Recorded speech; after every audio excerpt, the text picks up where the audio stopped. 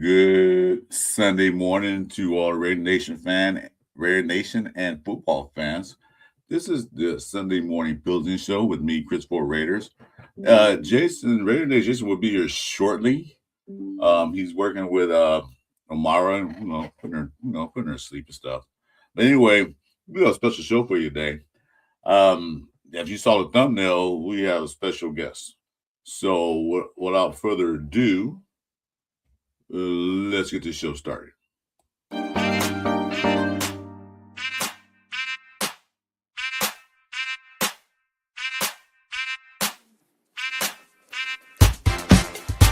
It's the Sunday morning Pillaging show. Chris4Raiders, Raider Nation, Jason, Pillaging just for Sundays. Me and Chris, we don't miss. Me and Chris don't miss. Me and Chris don't miss. When it comes to this Raider classic, we don't miss. Raider Nation, we don't miss.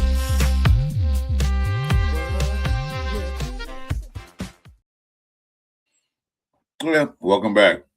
Like I said, y'all know him. Y'all love or hate him. My man, 401, Red Jeff. What's up, brother? I hate him. Damn, dude. Hey, good morning. How you doing, brother? How you been? I've been good. I've been feeling good, man. Helps up, everything. The health is up. I'm feeling good. That's good. Thanks, about Big Luck. How about you? I'm doing fine, man. I'm good. Okay. Well, let's start off with one thing we're gonna start off with. This. Getting the record straight. You all notice that me and Jeff don't do these shows together no more. It's not because I hate him, not because he hates me. We're not fighting, we're not beefing. And Jeff can explain, I can explain. We're both going different paths. We're doing different things. He's doing his own thing, and I'm doing my thing. Jeff, you want to say something about that?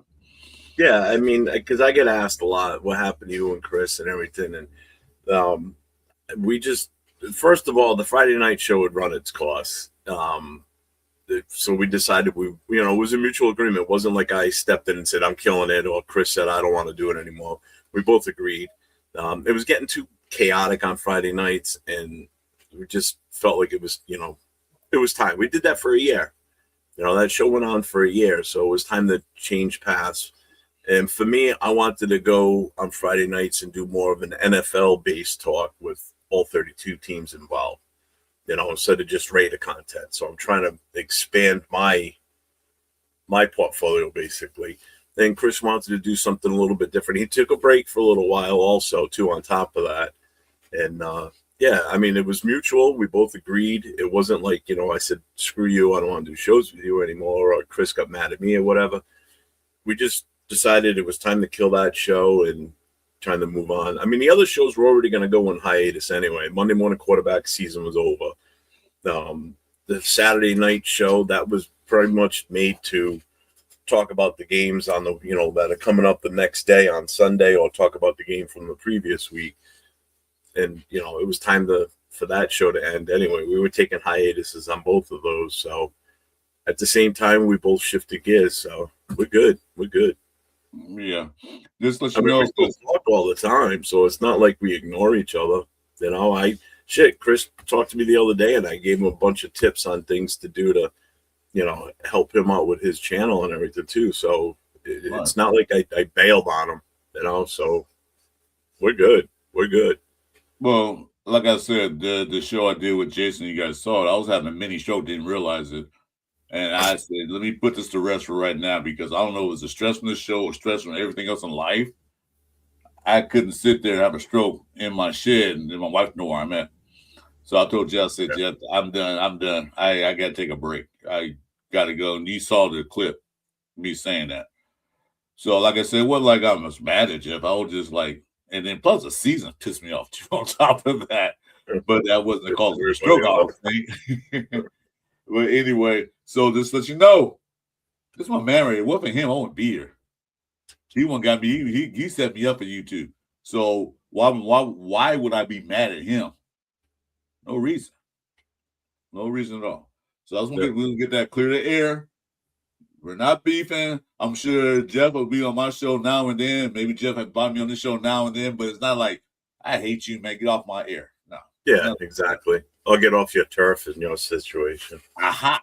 Get off my turf. Remember that. Like that. Let's put it this way. I wasn't going to stream to my channel today at all. I was just going to let Chris and Jason, do it on their channel. But then I brought this up to Chris just before we started. I said, how about this? And this will hopefully help you guys out. I can stream to my channel. I'll stream it just in one platform, but I'm going to do it at members only with your links in there. So if anybody wants to watch it for free, they can go to your channel or Jason's. If they're a member of mine, obviously they can stay and they can watch it. But if they want to see what I've got to say and what you've got to say and Jason, and they're not a member, they're going to go to your channel. So I'm trying to help them out by boosting their stuff too. So, if I didn't like Chris, I wouldn't have even offered that. Although I like Jason more. Isn't like me, you wouldn't even be on the show right now. I like Jason more anyway, but that's okay. Yeah, I'll do too. I like Jason more than me. Oh, yeah, he should be sure, man. So anybody that is in my channel watching, if you haven't already, make sure you get over to Chris's channel or Jason's. The link's in the description. Go over there and, show them the love, go hit them up, hit the sub, hit the notifications, give them a thumbs up on this show today. So I'd appreciate that. Yeah, I just want to make sure we clear the air because I was getting messages, why you and Jeff are doing shows together? I really don't want to talk about that now. But now we'll clear the air so when you guys watch it, understand this. That's my buddy over here.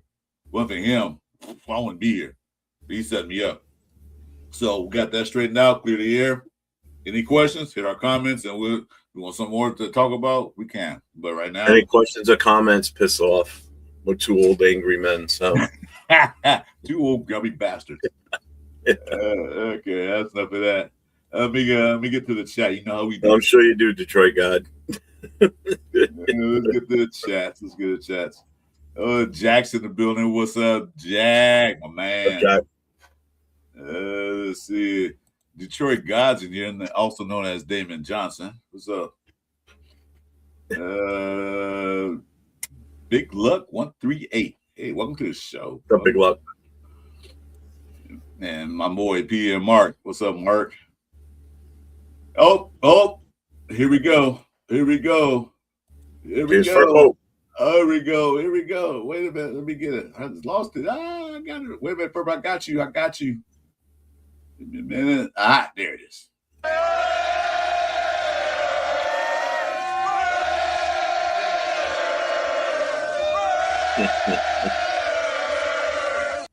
I got you. I think that everybody's got something different for that when people come in and scream, put the Raiders in the chat.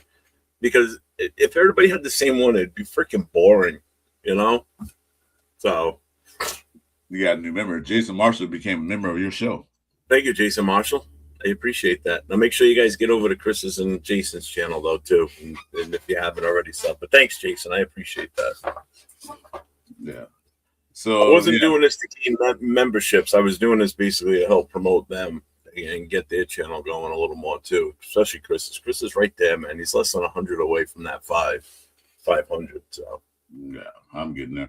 Okay. All right. Well, I'll give it to the Detroit guy, but you got to spell the whole Raiders out. You can't say Raiders. Come on. Be better. I think our boy is ready to come in. Anyway, so that's it for the chat. Wait for Jason to pop in here so we can start the show. Like I said, Jeff is our special guest. I thought of it last week. I said, you know what? Jeff went to. I think I told you I talked to you a week before the draft. I want you to come in. But this ain't What's right. up, Jason? What the hell hat is that? That thing's bright, dude. Looks like a safety light. Okay, thank you. I can't see. What, are you working in the middle of a construction crew with that thing? Yeah. Stop. This is one of Chris's favorites right Are here. are you doing that community service thing for the what do they call it, the road services now? Yeah, the highway department. He's working. Yeah, He's working for when I can. Oh, well, I'm glad you finally made it. The baby just got up again too. Sure, blame on her baby. No, Oh, Hang on. You know what? I agree. I'm gonna go with what Damon just said in the chat. So there. So even though this is the hat I bought at the Hall of Dawn bought for me at the Hall of Fame, it's the draft hat. I will honor what he just said. So how's that? So there we go. All right.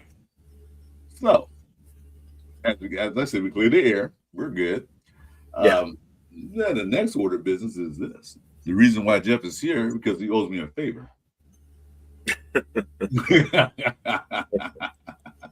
No, that's not it. Anyway, here it is. You're a little guy. We're going to let you go ahead and talk your talk, show your clips, and run the show. Jeff, it's on you now. Oh, it's on me. You don't have questions or anything first? Or you like what I thought, or you just want me to just go for it? You know me, I can fire it up. That's why that banner's there. 4-1 Jeff's 24-6 draft experience and thoughts. That way I'm not talking about. All right, Jeff. Well, okay, basically, the question I'm gonna ask you: was this your first time you went to any type of NFL draft or any kind of draft? oh God, yeah. This was my first experience going to a draft. You know, at first we weren't talking about it, and then obviously once I knew we had the first pick, I was like, you know, this could be interesting. You know, there's so many different possibilities that could happen with that. You know, this was before the whole Fernando thing really took off. Mm-hmm. Yeah. But we had started thinking about it back at the end of December. And I looked at hotels then, and they were reasonable, but we weren't really set up yet to, you know, push the button and say, yeah, we're going to go. And by the time we finally decided, which is like late January, early February, that we were definitely going to go, the hotel prices like tripled, quadrupled, Right. you know, 10 times more. You know, some of the hotels right near the draft itself, like I'm talking like across the street, were like $1,600 a night for a room. And I'm like, yeah, forget that. So we had to stay like 30 minutes out of the city. We stayed by the airport, basically. It's always cheaper by the airport, I noticed. So we stayed over by the airport, which is like about a 30-minute ride in every time. But it wasn't that bad. It was worth it for what we saved in money there. But yeah, I mean, it's a long ass ride. It was a 12-hour ride out there. Should have only been about 10 hours. So I mean, the trip was an experience driving out there. Dawn drove pretty much the whole time. She wouldn't let me drive, even though I kept asking her, I'll drive. So, but it was an experience. It definitely was. If you ever get a chance to go to a draft, if it's close by or if you're planning on traveling, do it. If you've never been, do it. You know, the old way they used to do it when it was in New York City was a little bit different. It was a smaller atmosphere. You know, you were inside an auditorium, basically. It was either at Madison Square Garden or wherever else they did it. And it was a small thing. But now that they've made prime time and they've stretched it out those 3 days for like however many years they've been doing it, you're getting more and more people showing up. Like another record was broken this year, and you know, Dawn and I were part of that because we were there on Thursday night. We were part of that 306,000 people that were there. And I got a picture of it. I mean, it's the very last one, if you want to bring it up, just to show you. And this was Thursday night, just to show you how many people were actually in that stadium. It's the one that ends in 150, the JPEG. That one. That just goes to show you how many people were actually in that stadium. And this was still like an hour before the first pick was even ready to be announced. They hadn't really fully kicked it off yet. And where all that open space is, by the time we got close to the start of the first round, that was all filled in with people. I mean, it was just insane. We tried walking through that to get up underneath the canopy, and we got maybe about halfway into between the crowd there and the front of that. And I looked at her and I'm like, let's get back out of here. Let's go back to where we were. I'm not fighting this shit. No. So we stayed pretty much right where we're standing here, but up a little closer towards that draft sign because there was a big jumbotron right there, and that's where we stood for pretty much the whole first round was right there. All right, let me get this in. Anybody else want to stay Raider chat, man? Come on, do it now.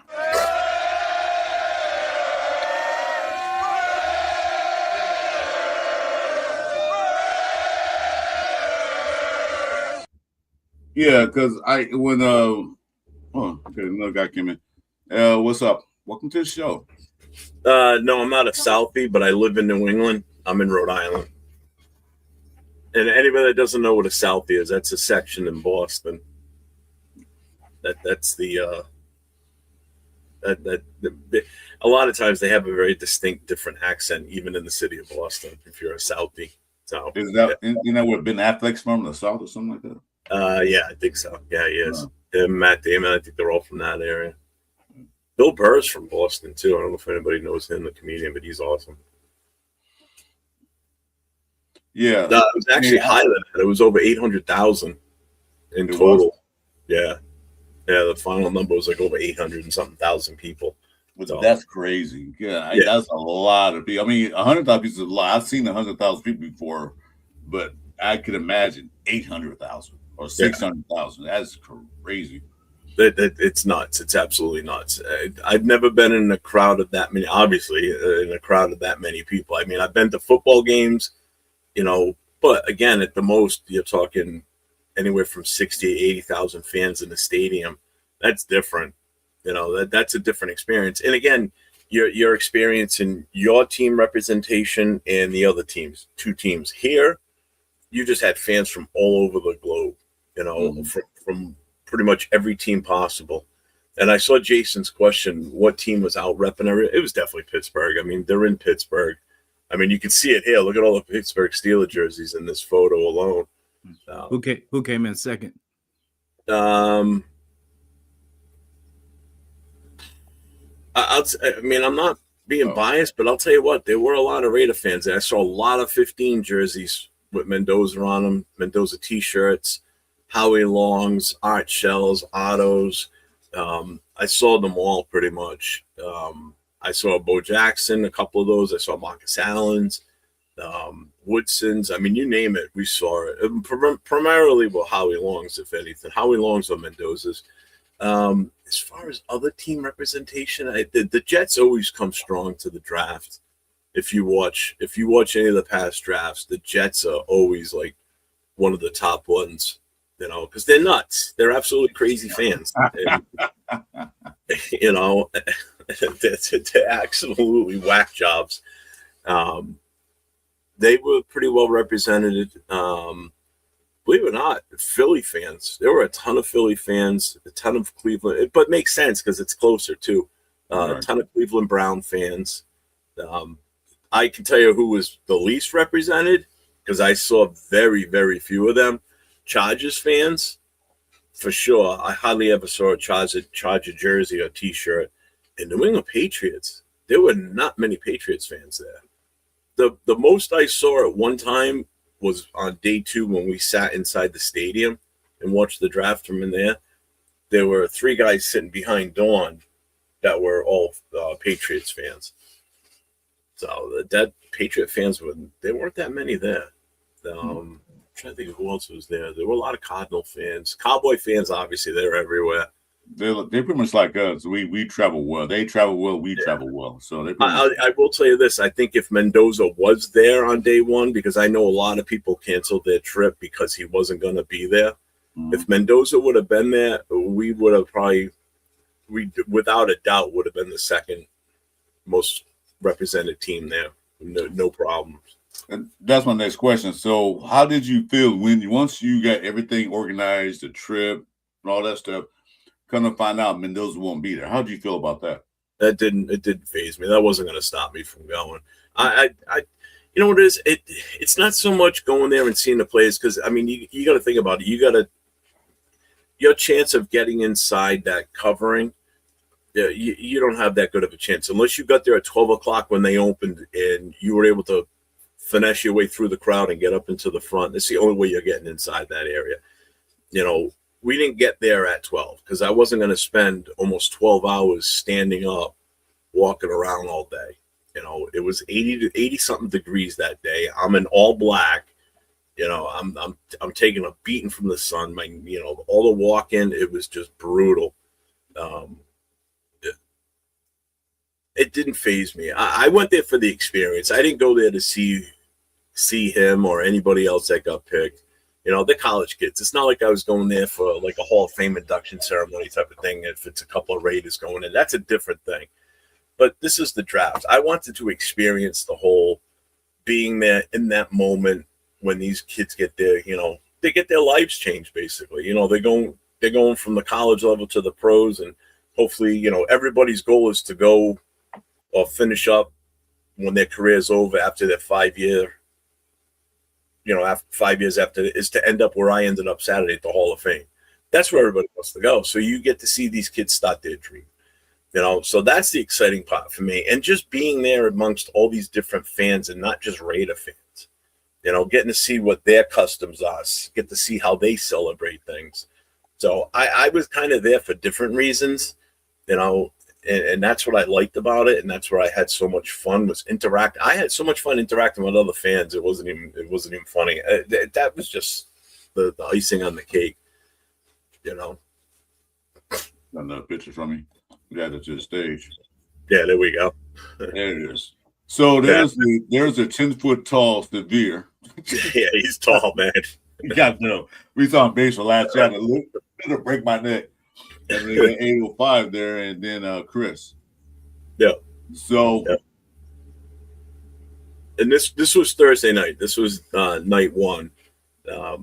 Paul had gotten there. 805 had gotten there on Wednesday, so I hooked up with him Wednesday night. He met us at the poker tournament we were at, and it was cool actually getting to talk to him in person rather than just be in his chat.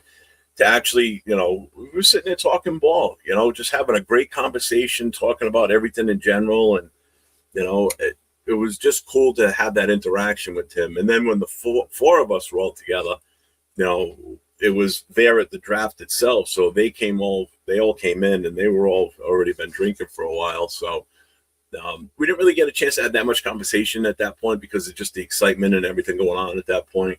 But if anybody watched my live when our pick was made, you'll see their reactions. Specifically Paul's and Chris's. Chris started yelling out, "We got a dry bologna sandwich." That's what we got when they picked Mendoza. He goes, "All we got was a dry bologna sandwich." So. Well, we knew it was going to pick him. It was Dawn's cooking.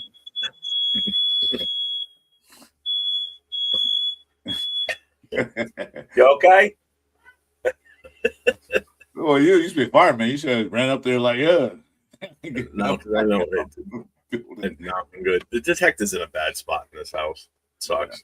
Jeff, do you have a fire pole in your house? No. Oh, damn, that'd be cool. No.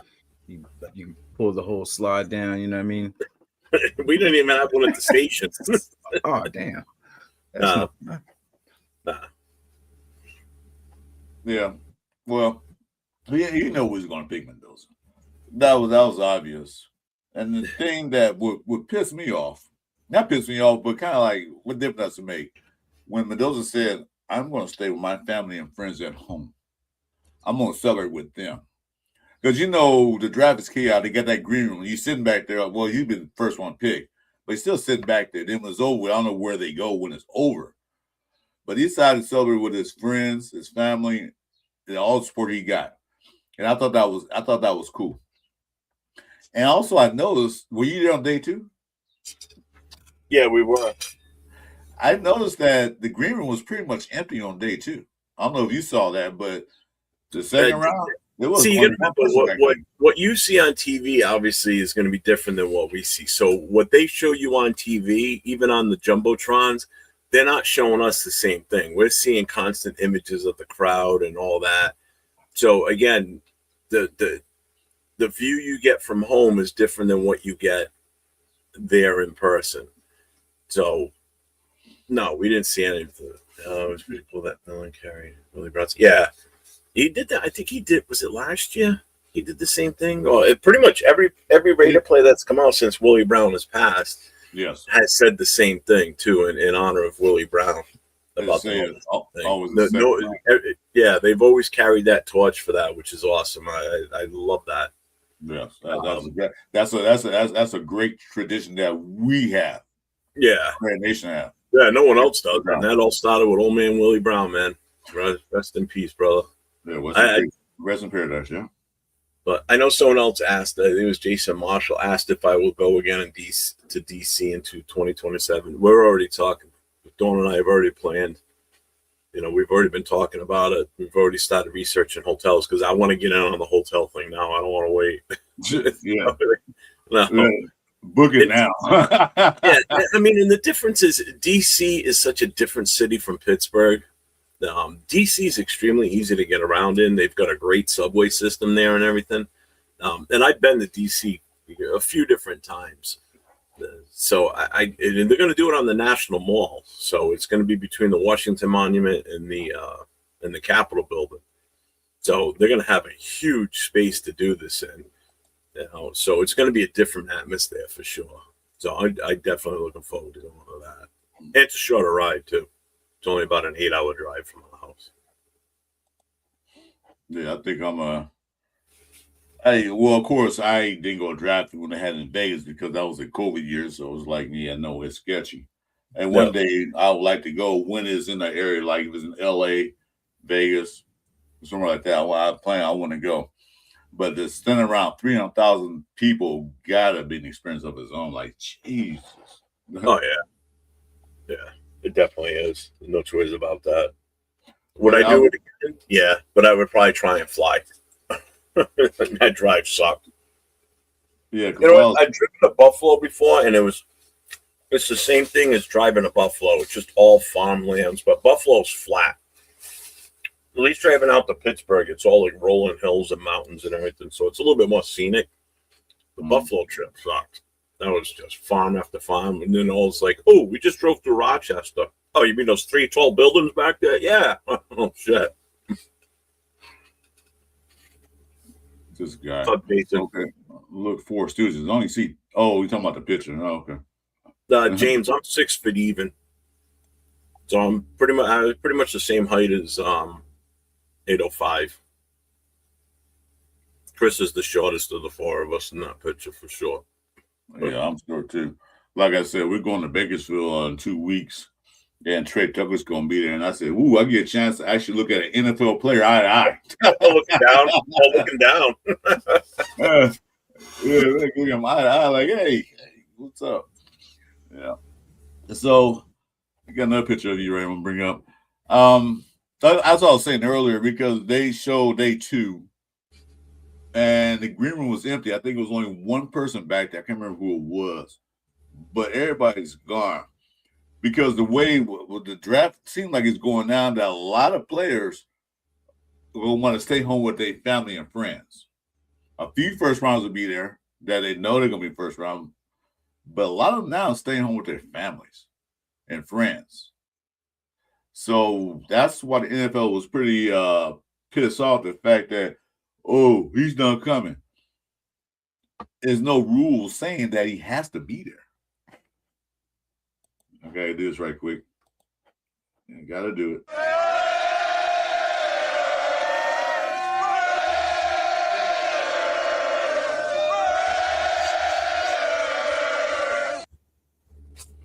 So I'm cool with that. What's your thoughts? Oh yeah, now the boss said it was McDonald on day 2. That's who it was that was still there. It was McDonald, okay. So what's your thoughts on that? Players staying home from the draft, staying with their families? You know what? It doesn't bother me like some people do. I mean, I get some fans want to be there to see those players get drafted and the whole, image of them coming out, getting their picture with them and, yelling out to the crowd and all that. I mean, I get that part, but some of these guys, there's some of that just shows how strong their family bond is, though. And I kind of respect that, to be honest with you. Mm-hmm. These aren't stuck up asshole players. Those are the kind of the more mature ones that want to stay home with their family. They want to be around loved ones. They want to be stuck in the back room with very select few people that can go in there with them in the first place. They'd rather be surrounded by all their family. especially if you've got a huge family and they've all been a major part of your career, wouldn't you rather celebrate with them than, a couple that you can take with you and then all the other idiots that are going to be there? Like, any fans that get upset because someone doesn't show up at the draft to get picked is crazy. Whatever. It is what it is. Well, plus, we all know that Mendoza's mom has MS. That would have been rougher to travel. They're in Miami, it's still on the East Coast, but travel, sit in that back room all those hours and days. So that's what he looked at. He said, no, I'm going to celebrate my mom and my dad and my family and friends, the people who supported me through my journey. I'm going to be with them. Because you go in the green room, it's like I said, a few select people and then everybody else, reporters and all that stuff. Yeah. He ready to be home. So I was cool with it. Yeah, like I said, I had no problem with that. It doesn't even bother me. Because it was like you don't go on the stage and shake his hand. Yeah, exactly. It's not like all the Raider fans that were there could get in single file line and shake his hand and say, "Welcome to the team." Right. So I don't know why people got upset. Look at Tyree Wilson. He did the whole hug with Roger Goodell, and look how all that turned out. Yeah, he jinxed himself. He sure did. Frank Weber, welcome to the building, man. Hey, if it was me, I would want to be with my teammates. Yeah, I could see his teammates that they were there at his house. All his teammates from Indiana, most of them were there. Yeah, celebrating with him. Congratulating them, having a good time. So me too. I would say because Mendoza said on the live was really people don't really mention that much. I think you have, Jeff, me and Jason have. When Mendoza said when the interview, he said, I won the Heisman. No. We won the Heisman. We did. The whole team. He didn't say I won the Heisman. He said we. And that's the kind of player you want to build it. So when he said that, that means like family, friends, teammates are more important than anything else. Yep.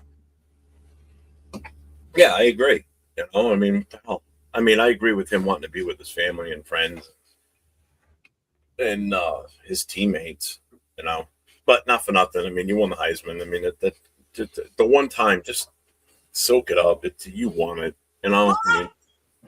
You don't have to be so media trained and say, "Oh, it's a team award." No, it's not. It's an individual award. Your team award was winning the national championship. There you go.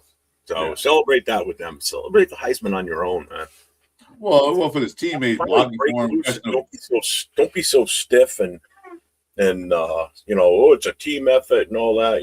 Thank everybody. Obviously, thank everybody for helping you get to that. Thank your offensive line, thank your running backs because they did the majority of the work. Thank your wide receivers. Thank your tight ends, all that. Thank the coaches, but accept it as your own, man. It's a single person award. You had help along the way. I get it, but just take it for once. I don't think he was raised that way, but I see your point. Yeah, but it wasn't for your team. Of course, like you said, the good blocking, the running backs, receivers catching those balls, throwing at them. Yeah, you wouldn't have won it, but like you said. Anyway, I got another picture to show. Jeff, explain this one. Nice. Steal a mascot, Troy. Oh, what a great dude he was. No, he came over to me, and he goes, "Hey," he goes, "Jeff, right?" I said, "Yeah." He goes, "Yeah." He watches my show all the time. I had no clue. Yeah, so he watched my Friday night show. He actually came in the chat this time, and I said to him, "I said, if you watch it, why don't you get in the chat?" He goes, not my kind of thing." And then also on Friday night, he was in the chat. But him and I talked for a while. So wicked cool dude. So he dresses up like he wears the persona of Troy Polamalu. That's what I thought it was when he saw the picture. I said, "Hey, is that Troy?" that's Roy. That's Roy Polamalu. Roy. Yeah, like whoa, you got Troy. Good deal. Polamalu. But this was Wednesday night. The poker tournament was invite only, and it was just for super fans. It was the first one. The Philly Sports guys, the one that kind of started this one, with close work with Troy too. And it was all super fans. Like Captain Jack was there, Baron Raider, who ended up winning it.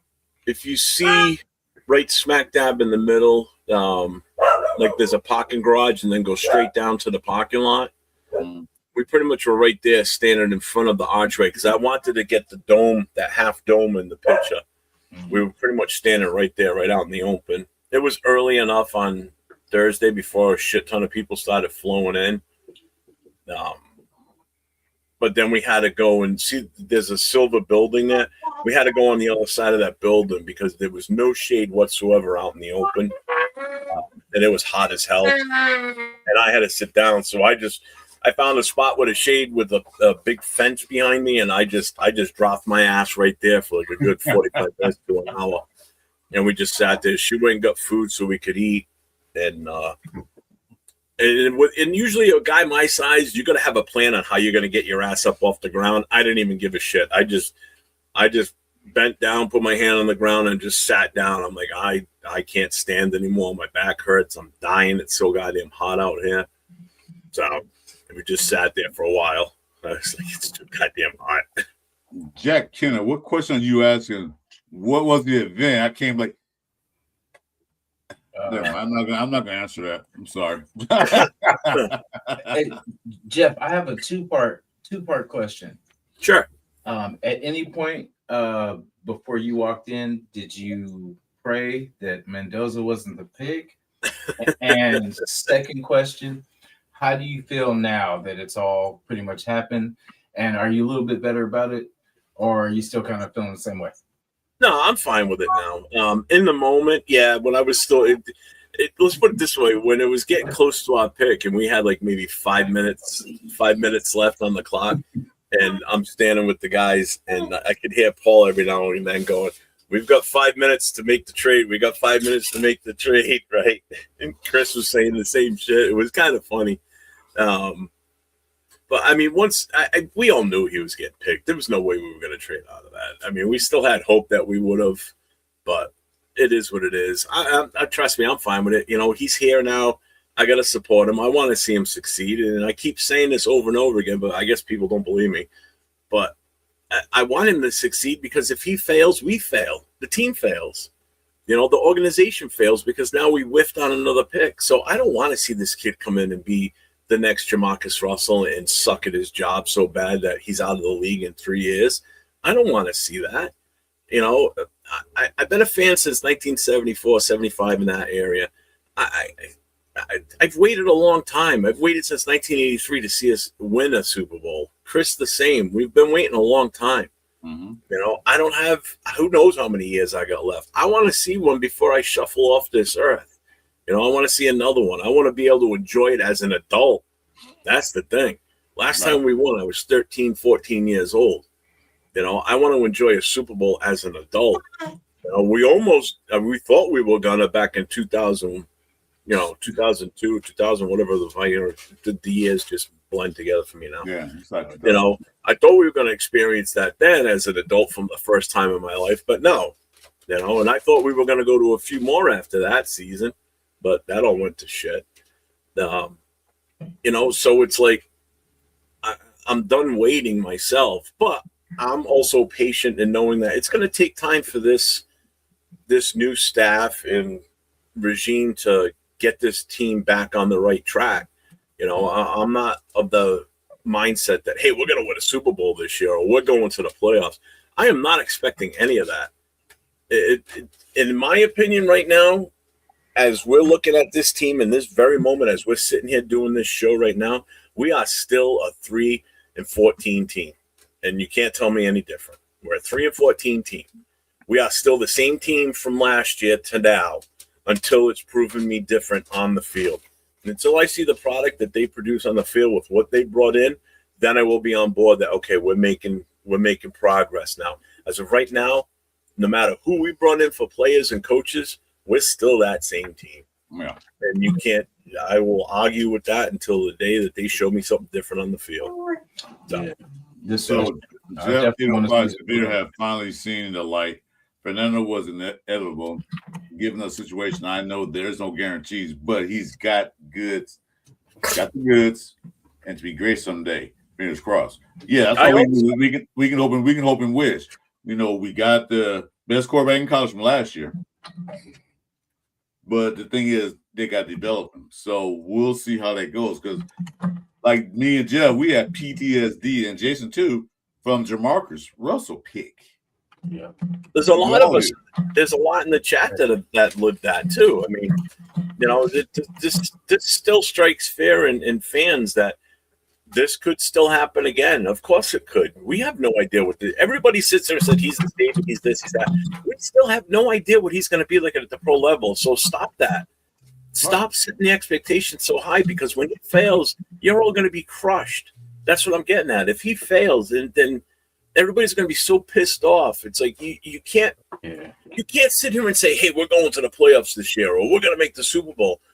You're setting the expectations so high that when we don't make it, you're going to be pissed. The coach they're going to want to fire the coach. This guy sucks on this team. That guy's horrible. Why did we do this? Why did we do that? Just enjoy the ride this year. Just watch the games. Enjoy the games for what they are. It's a football game. And whatever the outcome is the outcome. Don't get pissed if we lose, if we get blown out. It doesn't matter. If the effort is there, unlike last year, there was zero effort. It was none. There was 1 or 2 games where they showed effort. And then there were games where they showed nothing, you know? Yeah, the thing is, I tell people like me and Jason talk about that Tuesday night. I'm sure you talked about it on your shows. This is not a 12-5 team, 11-6 team.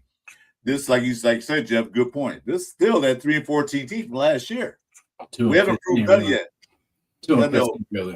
Enjoy the hype, enjoy the picks, enjoy what Vitek and them guys are doing now.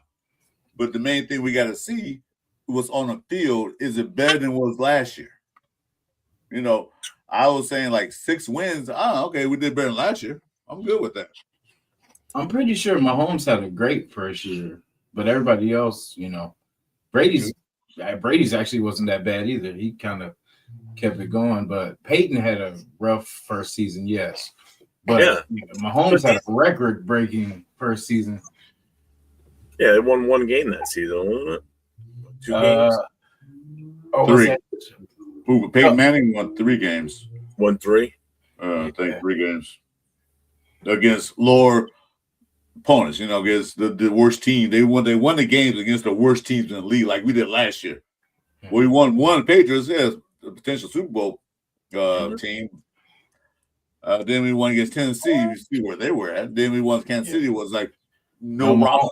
So those games were like, or really celebrate, because I went to the game last year, Jeff. I did a show with you. You saw like, it was a good game. It was fun, but I was more excited to see the Raiders Allegiant Stadium than the game. I honestly think our best game of the year last year, and we didn't even win, was against Houston. That was the best put together team or game effort that we had. It was. Yes, because they had a good defense, and we were actually putting some, you know. Yeah, and that shit is a good defense. They were the number 1 in the league at the time. Denver wasn't even number 1 yet. The Texans were the number 1 ranked defense, and we were just rolling them. We were rolling through that game. The Texans fans were nervous they were going to lose. They thought for sure they lost that game. Yeah, they was panicking.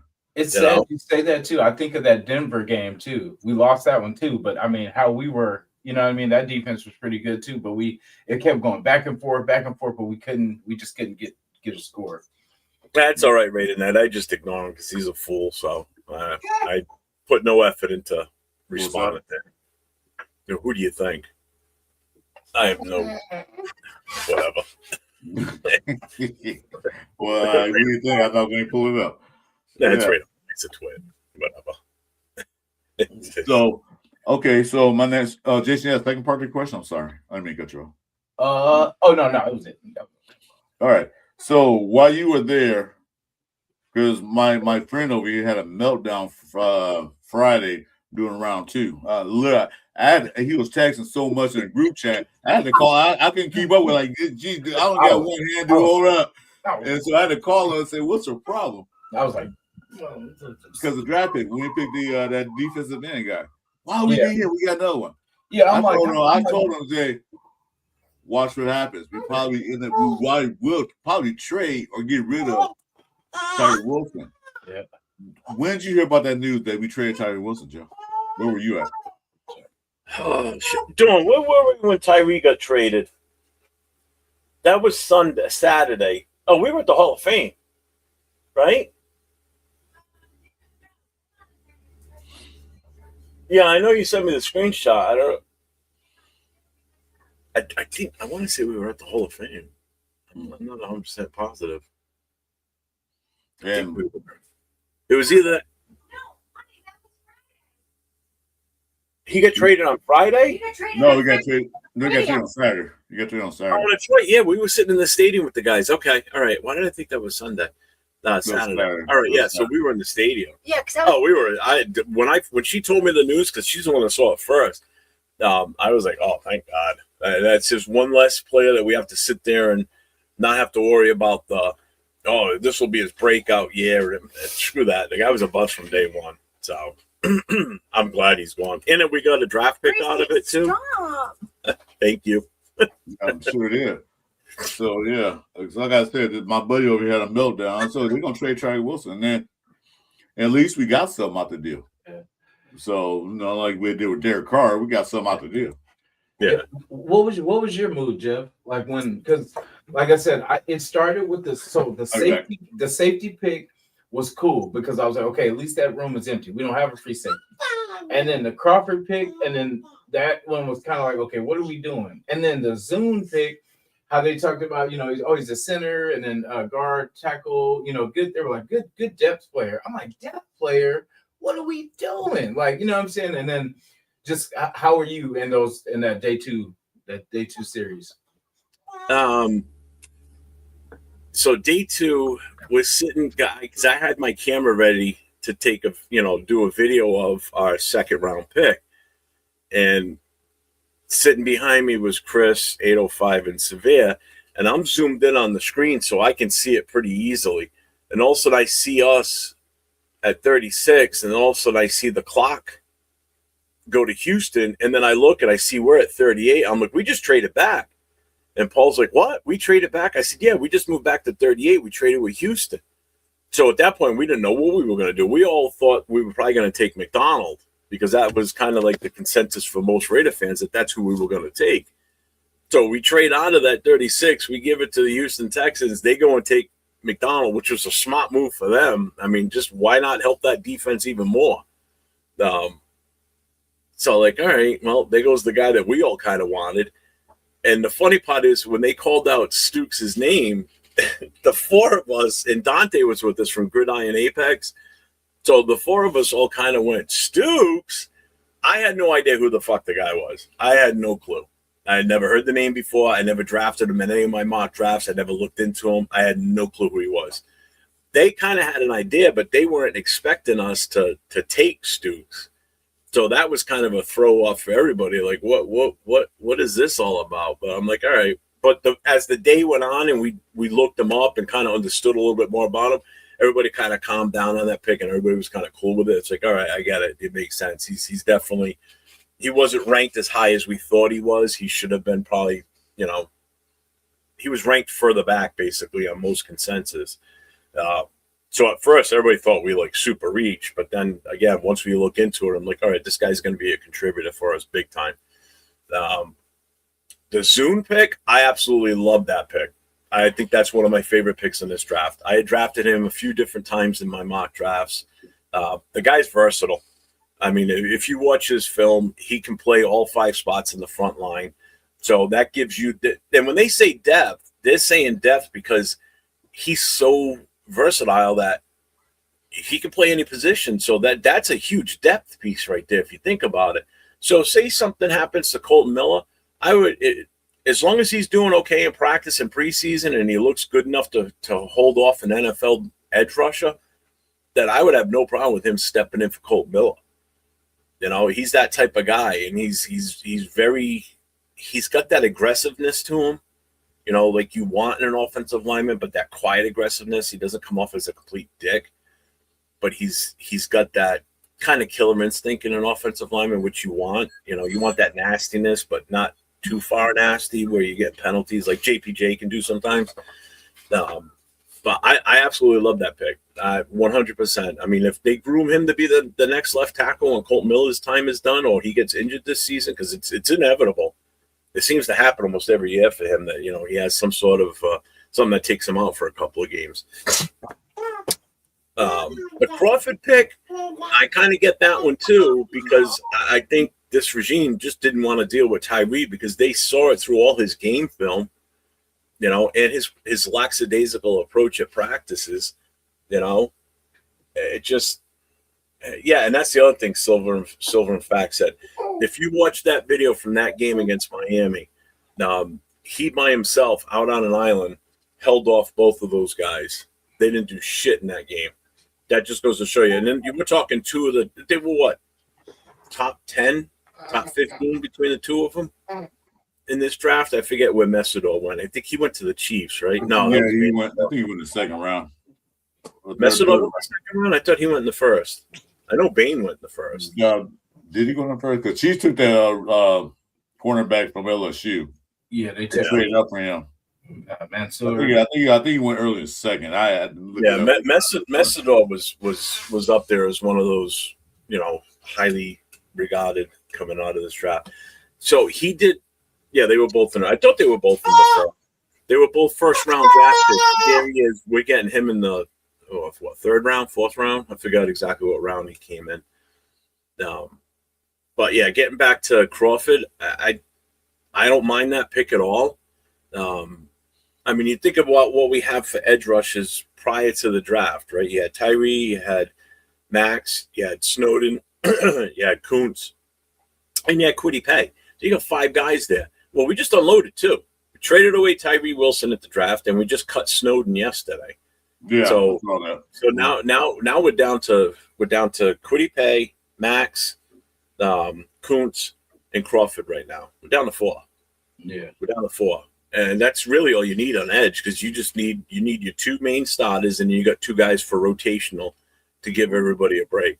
So they weren't going to keep that many edge rushes anyway. So I think Tyree was expendable before the draft even happened. I'm guaranteed they were shopping him way before this. Yeah, because you said, Tyree, you have 3 years to develop, to work on moves. You didn't do anything to improve yourself. You used one move, bull rush. You wasn't good enough to be a defensive tackle, but then you're just too slow to be an edge. Yeah. So, like I said, as soon as they picked that pick, I'm like, okay. You're right, because now that I remember that, because I remember making the comment like, great, him and Mac played opposite ends. That's going to be fun. Messidor went to the Chargers. Oh, you did? Okay. Yeah, and I agree, Jack. It was kind of like but then when you look at the big picture on everything that's been done since the draft and including the draft with the Tyree, the Snowden, it makes sense. Totally makes sense why they did that. So they've narrowed the roster down right there with just those 2 moves. You got rid of 2 guys that one wasn't doing shit. Nothing. And 2, I mean, that just goes to show you with New Orleans, they already they turned down his 5th-year option. Yeah. So he's there for this 1 year as a show me. If you can make it, we'll bring you back. If not, you're gone. So I guarantee Tyree's out of the league after this season. I was going to say, he's pretty much out. If he don't do anything this year with New Orleans, he's gone. He's done. I'll be surprised if another team picks him up. So what a waste of a pick. What a waste. I was probably with Snowden being cut. I was like, I knew. You can see the writing on the wall. You see what they're doing. You can see who they brought in. As far as even UDFAs, who they brought in, what they're doing. They're completely revamping this defense. Oh God, yeah. They want speed, youth. They want it all. See, the thing with Snowden, he already automatically had 1 strike against him, and that was that whole DUI thing when he decided to, teeter-totter his car on a wall. So that made that even easier, because he's already got 1 issue where this has happened. So, it wasn't necessarily a problem in the locker room, probably, but it's more of like off-field issues, and we're trying to clean that shit up. I don't think Red's not going to tolerate that right now. They dead like this. Okay. No, Snowden picked up by another team. He's valuable, he'll definitely get picked up by somebody. Probably go to the goddamn Patriots or something. I was gonna say probably go New England. It's a Okay, smart time to cut him because basically everyone's full right now. So technically, he could get through the in the scuffle right now and then end up practice squad. Hopefully later. Yeah, but even if he goes to the practice squad, any team can fleece him at that point anyway, too. So yeah. Why waste a practice squad spot on a guy that's probably going to be the first one taken to the practice squad if a team's in need? True. Yeah, actually, why even bother? Leave it for somebody that has a chance to make this team. But other teams aren't really looking at it. That's how I would look at that. I wouldn't even bother bringing him back. Give him a fair shot somewhere else to get compete somewhere. So Brandon asks, you think Terry Wilson will have success with the rate as Saints or Aints? Aints, nope. Well, like Jeff just said, and I commented what Jeff said. If he don't, he's out the league because nobody want him. Because why are you gonna waste a roster spot on somebody that's not putting his best effort or developing better? He had 3 years to do that with one of the best defensive line coaches in the league. 3 years, and had Max Crosby on the other side to help him. Here's my thing with Tyree now, and this is where it looks bad for us. We're in a catch-22 here. So if he washes out after this season and the Saints cut him and they don't want to keep him, then that looks bad for the Raiders because we wasted a number 7 overall draft pick on him a few years ago. Okay, when we could have done some definite.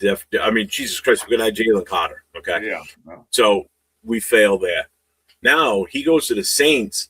And all of a sudden he becomes this superstar. We fail again because he couldn't work out with us because of whatever reason. Was it he just didn't want to be here? He was just collecting a paycheck? Or did we not have him playing in the right spot or the right scheme? But he goes to the Saints and lights it up. Then what is it? So that's another failure on us. That's where I say we're in a catch-22 because if he sucks and he's out of the league, it looks bad for us anyway because we spent the first round pick, number 7 overall on him, and it failed. If he goes somewhere and he succeeds excessively, like he becomes like the superstar and he's making Pro Bowls and possibly an All-Pro, looks bad for us because we couldn't get the best out of him, but someone else could. So it's a double failure, So we're in a lose-lose situation with whatever Tyree's career happens from here on out. That's the way you got to look at it. We don't win on this other than the draft. We have to hope that what we got from him for that draft pick turns into be an absolute monster superstar. Because if that player doesn't, then the whole Tyree thing was a waste of time, waste of energy on coach's part, waste of money for his salary, all that. So that's how we're in a lose-lose situation for the most part. Well, we were known for that, getting these guys. They don't play well for us. Give another team, they turn superstars. We had that experience so many times. Mm-hmm. But I think the main reason why they didn't want to extend him because May 1st deadline that if they don't give him that 5th-year option, this is the first one pick, then he turns to a free agent. But what Raiders did, I thought was smart. Like, you know what? We're not going to lose out on this. We're going to get something out of you. Because we went from first round number 7 pick to a 6th round pick, that is a very high decrease in value. Like, wow, it's like just me. We buy Rolls Royce for $200,000, then we go sell for 20. That's what that feel like, So, good luck to him. If he succeed, then we did right. If he don't, oh well, we were right.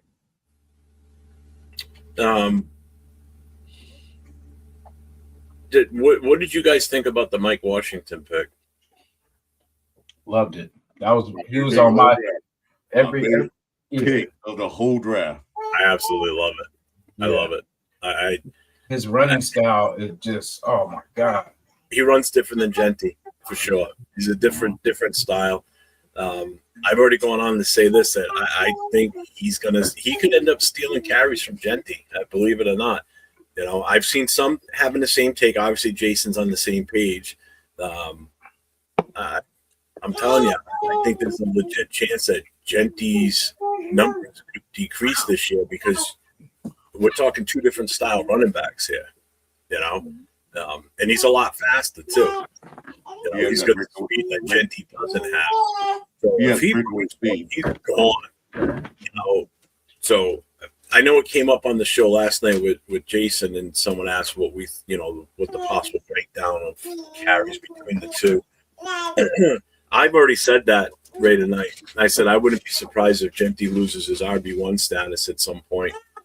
I believe that. I mean, I could be wrong, but I believe that's definitely. It's going to be definitely a two-man committee with the third kicking in. I think Hemby makes the team too. Yeah, I think without a doubt Hemby makes it. I can't see Kalia or Lobby beating out Hemby for the third spot. I just No, sir. no. Yeah, I said last night. We was in the chat together, Jeff. I said it last night. Like, hey, wait a minute. I think Henry gonna be number 3. Oh yeah, I agree 100%. All right, so let's look at it this way. Lobby's only contributed on special teams, right? He's barely even touched the field in running games. Kalia, the same thing. And Kalia was brought in because of injury issues we had. So that's the only reason we picked him up at the tail end of the season, the year that we grabbed him. So Kalia hasn't been able to contribute much, neither has Lobby. And we've had a horrible running back room for the last few years, and they still couldn't be successful. How are those two guys going to beat out any one of these two new rookies? I just don't see it. Both of these rookies are way better than them coming out of college, you know. And Jason said it perfect on our show last night that Washington's got very few miles on him. You know, he doesn't have a shit ton of carries, doesn't have a ton of. He had just about a little over 1,000 yards, but he was on a shitty team, you know. So, but he still had a successful career as a season. You know. Hemby was actually the RB1 for Indiana. Till he got hurt. Yeah, so he still has some value to him too. So I'm telling you, the running back room is going to be Genty 1, Washington's going to be 2, Hemby's going to be 3, Lobby's going to be the one that wins that 4th spot. Then he's going to be he'll probably be a special teams contributor, maybe. Other than that, I don't know where he fits in with this, but I think. I'm telling you, I think Genty's going to lose some carries. Somebody said, it's going to be like 22 carries for Genty and like maybe 5 or 6 for Washington. I'm like, I don't see that at all. I think it's more of a 40-60 split where Genty still gets the majority of the carries, but Washington can touch that ball a lot more than what you're thinking. I wouldn't be surprised if it's 12 to 15 touches for Washington and probably about 18 to 22 for Genty. I don't think it's going to be that big of a difference like people are thinking. Because why would you have a guy with that type of talent not get the ball in his hands? I think somebody on our chat Tuesday with me and Jason that did the offensive rookies. Somebody asked, I'm not going to say his name because I don't remember who asked, but can he catch out the backfield? Oh, yes, he's proved he can catch. But remember one thing, Arkansas wasn't a very good team last year. They had the best blocking, but plus, who was throwing him the ball? The quarterback wasn't an accurate quarterback throwing the ball. But other than that, he can't catch the ball out the backfield. That's not the issue. Can he block? Yeah, you've seen it. He can block. He's 223 pounds. Don't tell me he can't block. He can't block. So those questions that you want to ask, like, can he do all that? Yes. But also, him going back to him, he definitely can block. We've seen it. The only reason why he was running back too because he got hurt and Cam Black took over. Cam Black was so good that he get back in the rotation, but he always was in the game.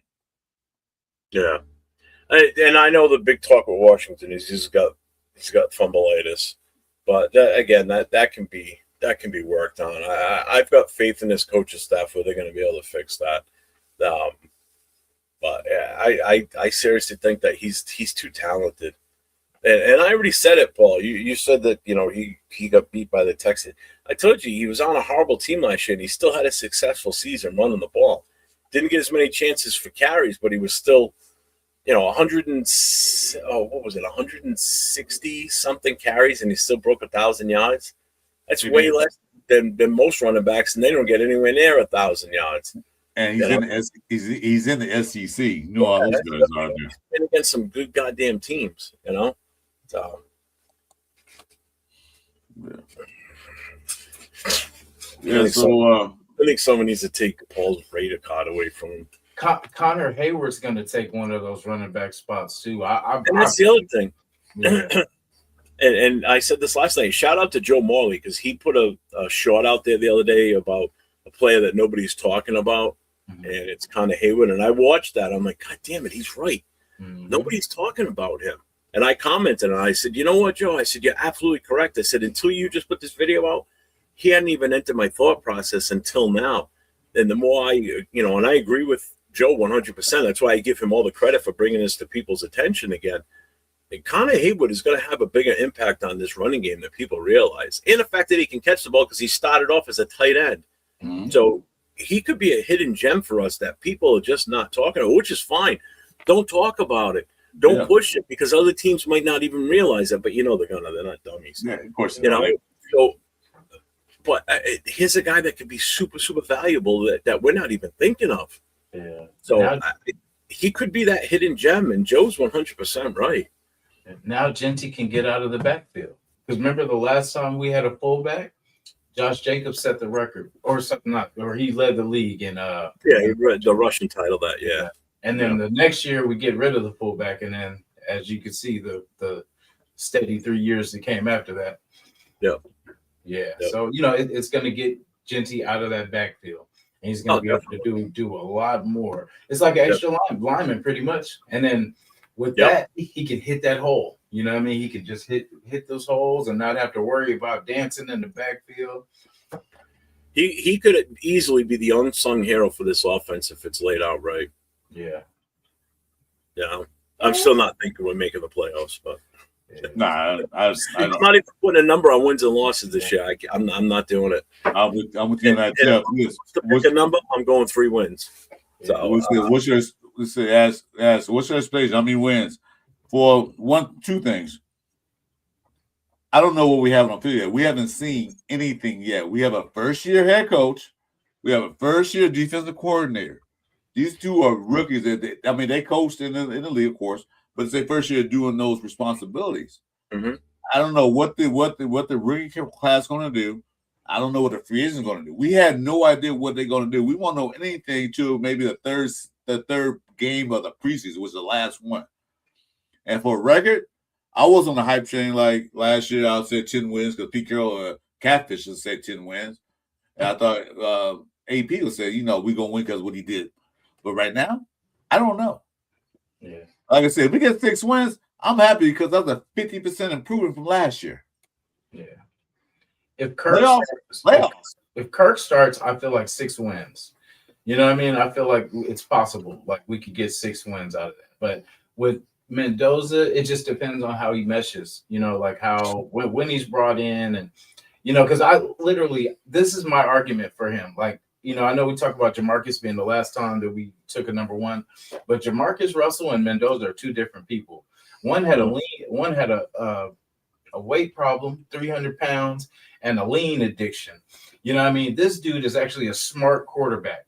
You know what I mean? Like I was telling Chris, pretty much when I hear him talk, it reminds me of Andrew Luck.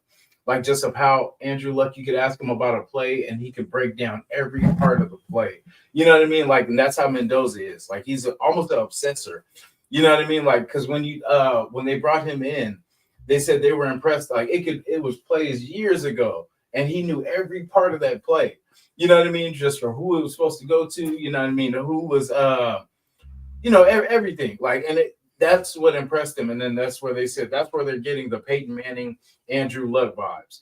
You know what I mean? And then if he could be half of what they were, you know what I mean? That'll be good. And it's just being a smarter quarterback. It's less pressure on you because you don't have to stress and wait for things. You know where things are going to be, the timing. It's like it's easier for you. It takes a lot of the pressure off. When you're unprepared, that's when you stress, right? Like when you're not ready for something, that's when you stress. But when you're well prepared and you study every aspect, the game slows down. You know what I mean? So that's where I feel he's going to be successful. It's not my Cal Berkeley bias, but I think he's a smart enough quarterback. He's going to figure it out. He's a big kid too. Like we're acting like he's a 5'11", 6 foot. Exactly. This guy's a 6'4". He's not the Diego Pavia where he's a midget. Yeah, that part. So, I think, and then we're getting him. Everything's kind of happening on time. You know what I mean? It's all coming together on time because our running back room is going to be better. So that'll take a lot of pressure off him too, which we couldn't do last year or the year before that. We couldn't run the ball. So this year, he's not going to have to throw 40, 30 times a game. We hope not. But if he does, he's going to make the right play. If he's half of what Andrew Luck was, then that because Andrew Luck, I think, in all honesty, out of the last since the day he was drafted, I still think he's probably the best quarterback to come out of college. Even better than Burrow and all these other guys. Andrew Luck was a different beast, man. And it's a shame that what happened to him with the injury, because I think that kid, he was amazing. He really was. I thought he was destined for stardom 100%, almost right from the get-go. He was destined to be a Hall of Famer. I mean, you look at his play and his mentality. I watched him at Stanford. I'm like, when he played against USC, like they always beat us because his thought process was so quick, and he got the ball in his hands so fast that the coach said, "We're gonna suck for luck," and they did, and they got him. The situation was good there because, like you said, he got hurt, got hit, just couldn't take it anymore. And I don't blame him. He didn't do anything, but they didn't win championships or whatever. But it's just his ability to recognize and adapt as the game goes on, and just the talent he had around him and everything at that point was okay, But I think he could have been something special. Like, don't get this wrong either. Like Tom Brady's records, no one's ever going to break those records. No. There's going to be no quarterback from here on out that's going to last in this league as long as he did. So did I think he would do that? No, I don't think anybody will. Those records will never be broken. The only one that's even close and he's still playing is Aaron Rodgers, I believe. And Mahomes, if he had kept winning, like he's lost a couple now. So I mean, he was the closest to starting early, like the first couple years. So it was going to be a little easier for him to kind of. Yeah, but you're also looking at two different play styles. He puts his body out there a lot more than Brady ever did. So will Mahomes last 20 years in this league? I doubt it. I can't see it. I mean, he's already just had a major ACL reconstruction. So did Brady. I get it. Brady did too. But Brady was more of a pocket quarterback. He never was mobile. He only ran if he absolutely had to. But he would. Like that's the thing with him. Like, and that's what made it successful. Is because we least expect him to run and take off for that first down, and that's when he gets you. You got everybody else covered, and then bam. Mahomes is going to be 31. Holy shit, he's already done last week. He's 31 already. Don't see. That's what I'm saying. He's not going to be the same. That. Yeah, no one's going to break that TD record. No one's going to break the yardage record. It's just not going to happen. Yeah. It's just not. What's up, Hitstick? It's just not going to happen. Yeah. He doesn't have Tyreek Hill no more, so that what I mean. He's still out there, so who knows? That'd be crazy. Yeah, rumor said we should get him. Like I watched a guy with landing spot. Like, no, we don't want that. We don't want that. Only as a distraction. Like if we don't need no more headaches. We're good. We already dealt with Christian Wilkins and the other Cocoa Puff guy, the edge rusher. We need more of that. Distractions. Plus, he had child abuse things on his thing, so I don't think. Did he? Was that? Didn't he break his kid's arm? Yeah, domestic violence or something like that. Yeah. Well, that was also Stephon Diggs, and that's why I know people keep saying that we should go after him. I'm like, Mark Davis is not going to bring those guys. I can't see the Raiders bringing him in. Mark Davis will not allow that. No, I just would not. We don't want that moniker. Like, we're bringing all the. It's the fact of the whole Fred Biletnikoff issue. No, and the fact that he supposedly strangled his cook, or was trying to choke her, and that's how Biletnikoff's daughter was killed. She was strangled to death, and you're going to bring a guy in that's being accused of strangling or trying to choke out their cook or whatever it was, their housemaid or whatever. Hell no. No. We don't need that. We don't need that here. I got to ask you guys this. I'm waiting to see your reactions on this one. What was your honest opinion on McCoy when you first heard that we grabbed him? I'd say utter like shock that he landed to us because he's been in, if he's available, I get him at that DB spot. It's either him or it was Malik Muhammad or of course Bonds. Then when we got him, because I heard the story or whatever, and it was like, damn, that's crazy. And only us would take a chance like that, And but that's the thing, but everyone was pretty much like, that's why like after the draft, everyone always give their opinion on pretty much the player, and then automatically they were like, oh my god, the Raiders just might have got the steal of the draft right here. And then I was like, oh damn, you know what I mean? Because the other guy on the other side got drafted, so he was off the board, and then they were like, yeah, what's his name? He could slide, he could end up at UDFA and all this, and then we pick him up, and then that's when you hear all the stuff like this could be the number one corner in the league. They were saying that he was even better than the one the Chiefs got. You know what I mean? So like really, they said if it wasn't for the injury, he would be that top DB. So all the good started coming out. And then there was the risk factor. And I'm like, damn, it would just have to be some kind of just do or die with us. Yeah. And it's like, because I'm like, damn, I want the kid to have a good career, even though he's, with us, I would just want the kid to be all right.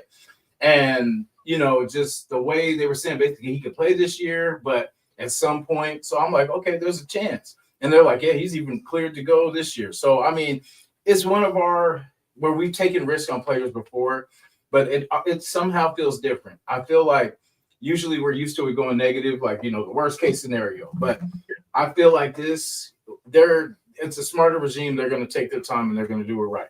You know what I mean? And a lot of people are saying that it's not as extreme as they were making it to seem. So a lot of teams just stayed away just to not. But really, after the draft, you start to see that it's not really as bad as, it could be. But right now, it's not as bad as it could be. So. What'd you think, Chris? I was actually shocked that he was still there in the fourth round. When they said his name, I said, I watched the draft, but after Mendoza pick, kind of like I was watching it, I was kind of tuned out. Second round was looking more intense. That's it. Second round looked pretty good. Third round, hey, we get better. But then when they took him in the fourth round, I said, wait a minute, he's still there. He wasn't paying attention. And I was like, if it wasn't for that injury and all that stuff he didn't play last year, he'd have been easily a top 15 pick. Easily. And we got him. So we have an injury. And what killed me is like, it could be a career-ending surgery. Yeah. But I'm sure the Raiders did their homework. Like, hope so. He might not even need an injury. As Red I said, he was in full practice yesterday. So I was like, you mean tell me we got one of the best corners in the league on our team from the league, not last year, but even before last? Yeah. I was excited.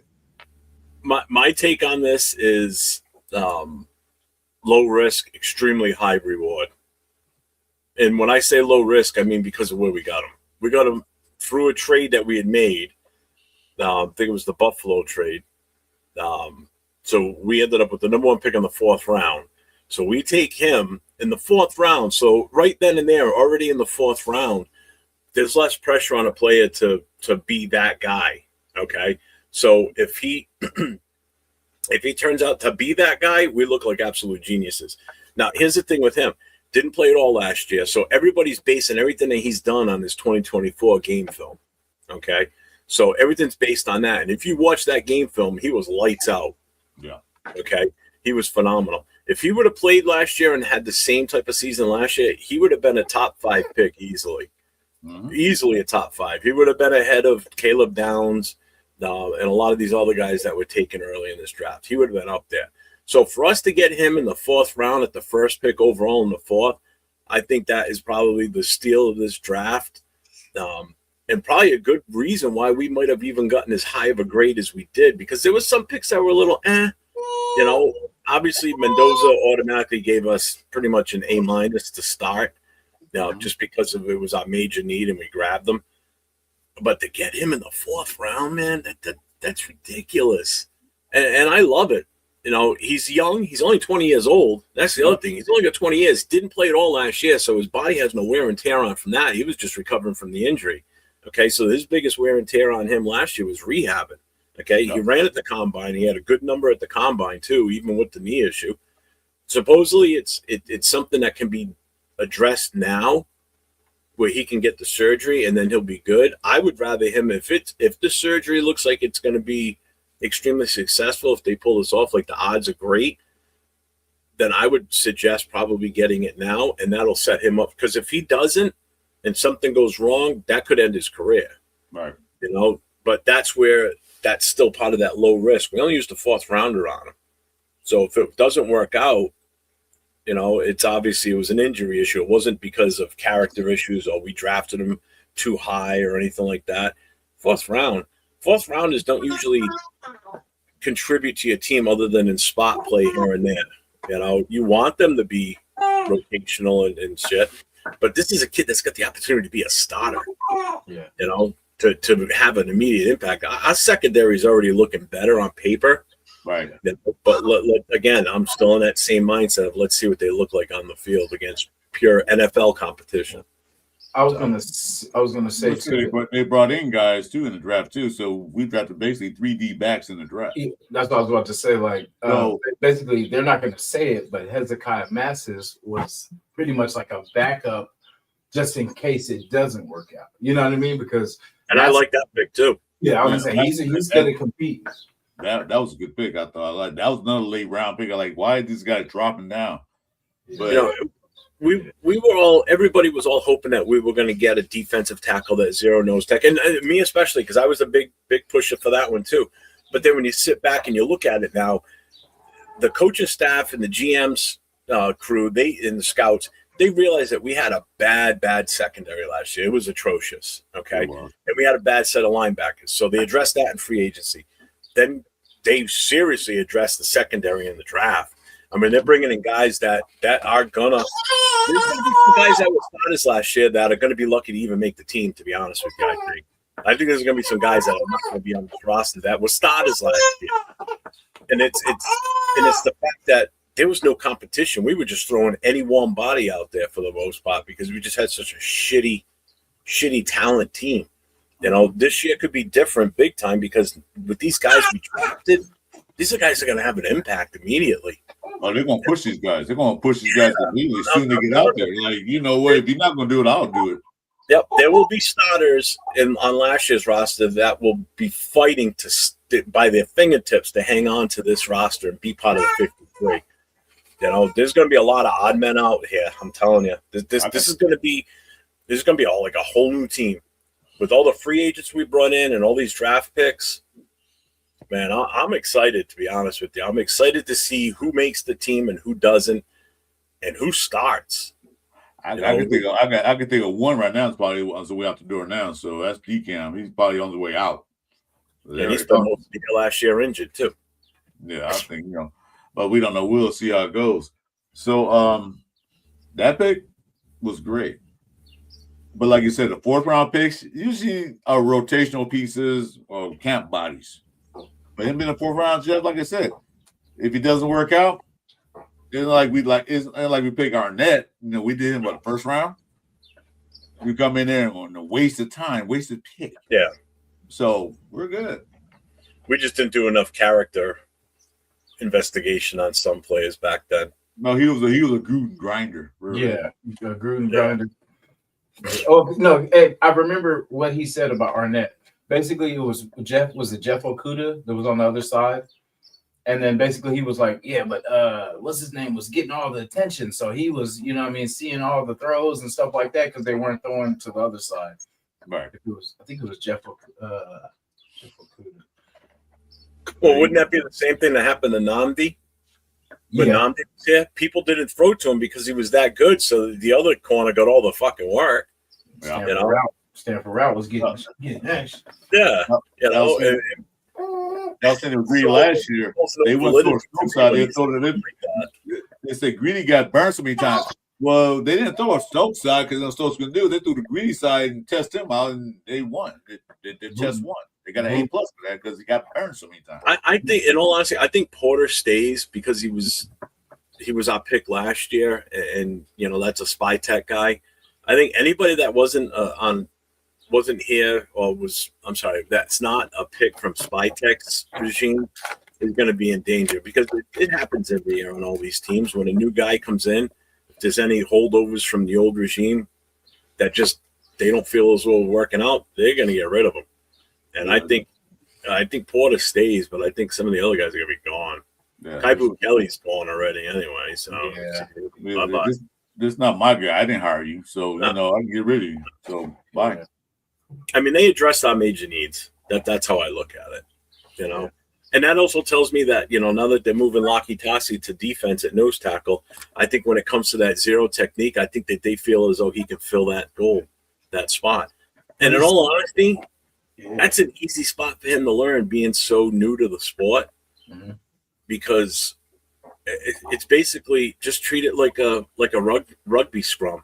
You take on as many blockers as you can. You plug up as many holes. You just be that disruptor in the middle. You're big, you're mean, you're strong. Just go beat up the guy in front of you. Just don't get a penalty. That's what I talked about Friday night. Me and Jack and Natman. We said Laki go back defensive nose guard or line where he should have been last year. Yeah, because there's no really scheme set. All you got to do, the ball set height, just go for it. Get him. That's it. There's no run this way, run that way, no counter. Height, boom, go. He's big, strong, and he's fast. 370 is crazy, bro.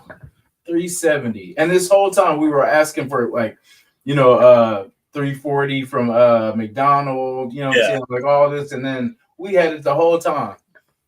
Yeah, there you go, Jack. See man, destroy man. That's it. That's the mentality he has. That's what a nose tackle does. Plain and simple. The only one that I've seen in a long time that does even more is like Dexter Lawrence. I mean, the guy's got 30 plus sacks already as a nose tackle. That's a crazy stat for a nose tackle. That shows you how dominating he is in the middle. 30 sacks. That's just a little under half of what Max has, and he's a defensive edge. He's an edge rusher, and he's got almost half of what Max has already. And you're a nose tackle? That's crazy. Mm-hmm. That's fucking crazy numbers. So Laki Tassi, I think he was short for the offense anyway, based on what we brought in free agency with Linderbaum. So right there already moved someone else out of the way. And then what we did in the draft too. So moving it, because they moved him before the draft, if I'm not mistaken. They moved him back to defense prior to. So they had a plan. They definitely had a plan. So by doing that already showed that they probably weren't going to take it. We just never looked into it enough. We never read into it. That's why we weren't taking a DT. That's why I said, you know what, we don't need McDonald because we do have a couple of nose tackles. We got guys that can play that position. So why are we gonna waste a draft on that? You got a guy that's bigger and stronger than McDonald. Like Jason just said, you got a guy that's bigger and stronger than McDonald. Yeah. A young room. Young too. Yeah. Lalu, Pegues, Tonka. You know what I mean? Guys that we. And there's a name you haven't even mentioned yet, Butler. Butler's still there. All about Butler too. I mean. 805 would be ashamed of you right now because you didn't say Butler. Yeah. That's his guy. 805, if he was, he'll say something. Wilkins had him messed up last year. So I think that we're good on the nose tackle because we got a guy that can play, like you said, like Jack said, see man, hit man, or whatever. Plus, he's so big, you're gonna have to get two blockers on him. Got to.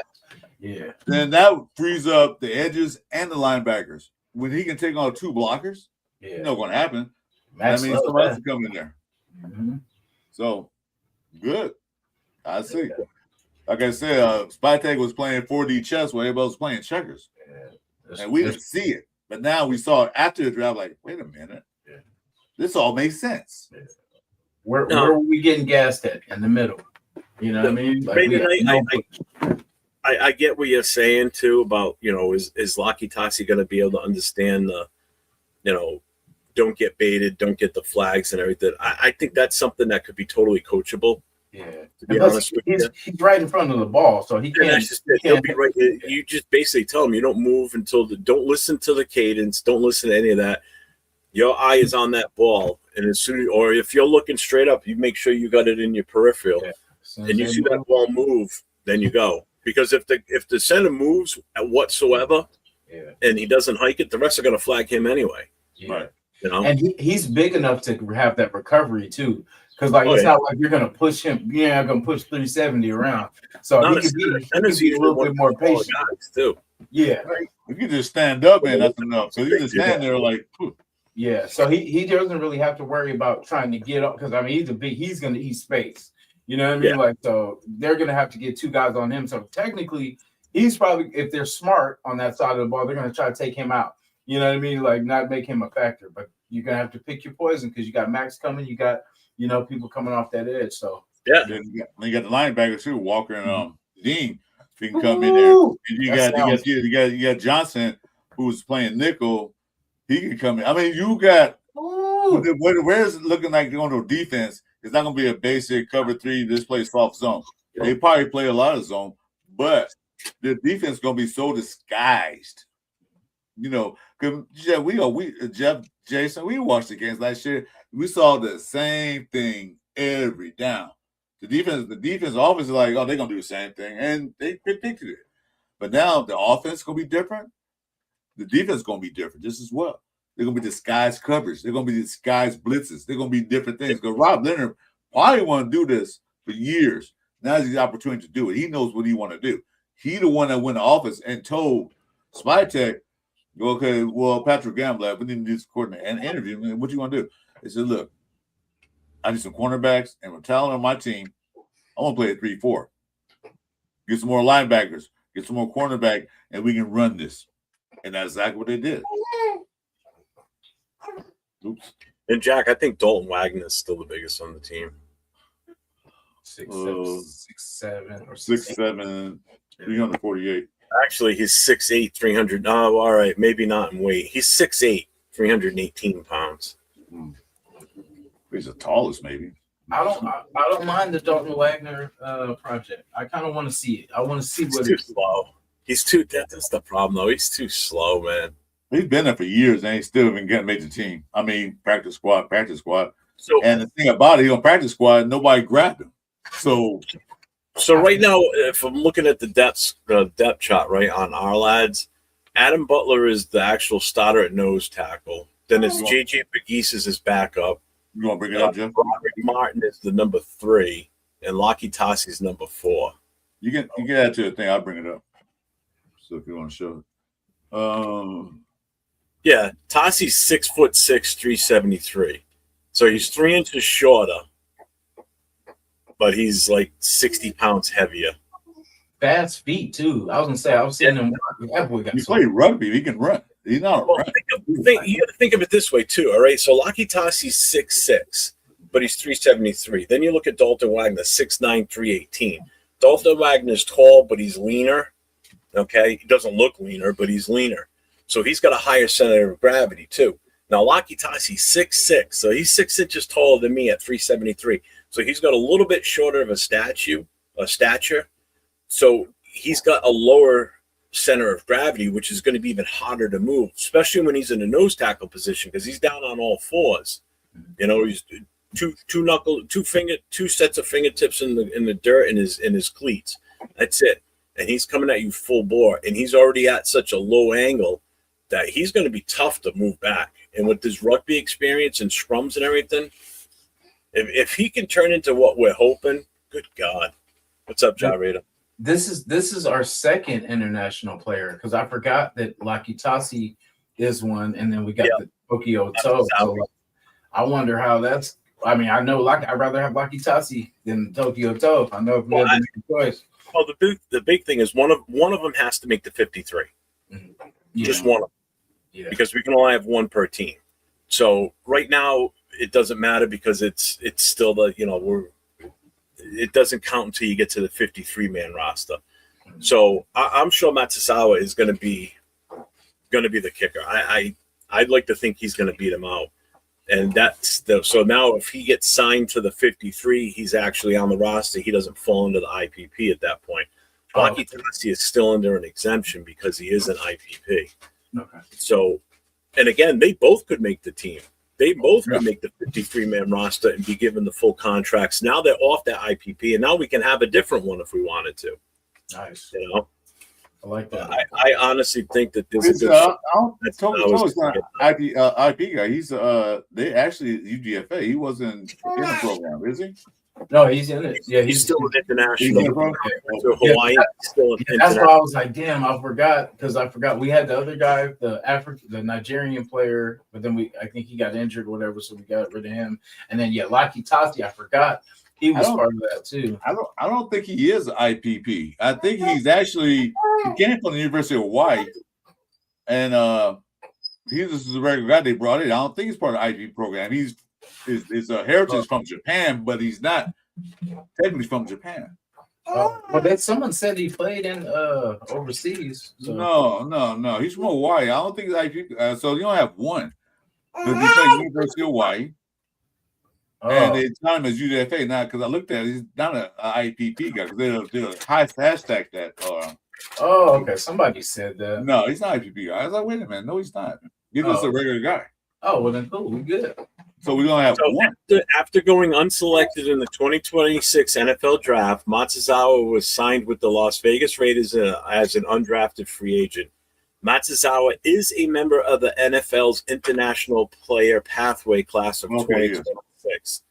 He was drafted. Also, did you know he was drafted the other day too by the Saskatchewan Roughriders? Yeah. Overall in their draft. Yeah, they did. Canadian Football League. So, and this is why he's an international. He was born in Tokyo, Japan. Okay. Okay. So he is definitely from there. He's definitely from Tokyo. So he does qualify, and he is on the international player pathway. Oh, so and yes, we can only have 2 per team. But as far as, let me just look at the rules on that because I think it doesn't matter. Hold on. I don't think it matters the number, but basically, we would have to cut Gay. No offense, but we'd have to cut him, and then he'd have to take that roster spot. So here's the eligibility for this. So they have to be age 24 or younger. They have to be out of high school for at least 4 years. Did not play football at an American college. They could be any one of these. Now, ability to speak English, not a citizen of the U.S. or Canada, so he's a citizen of Japan. Must be available and eligible to travel to U.S. for 2 months from the first week of March. So, roster regulations. Let's see. See, so it is so we can have both of these guys. The NFL has specific regulations for players that sign through the IPP.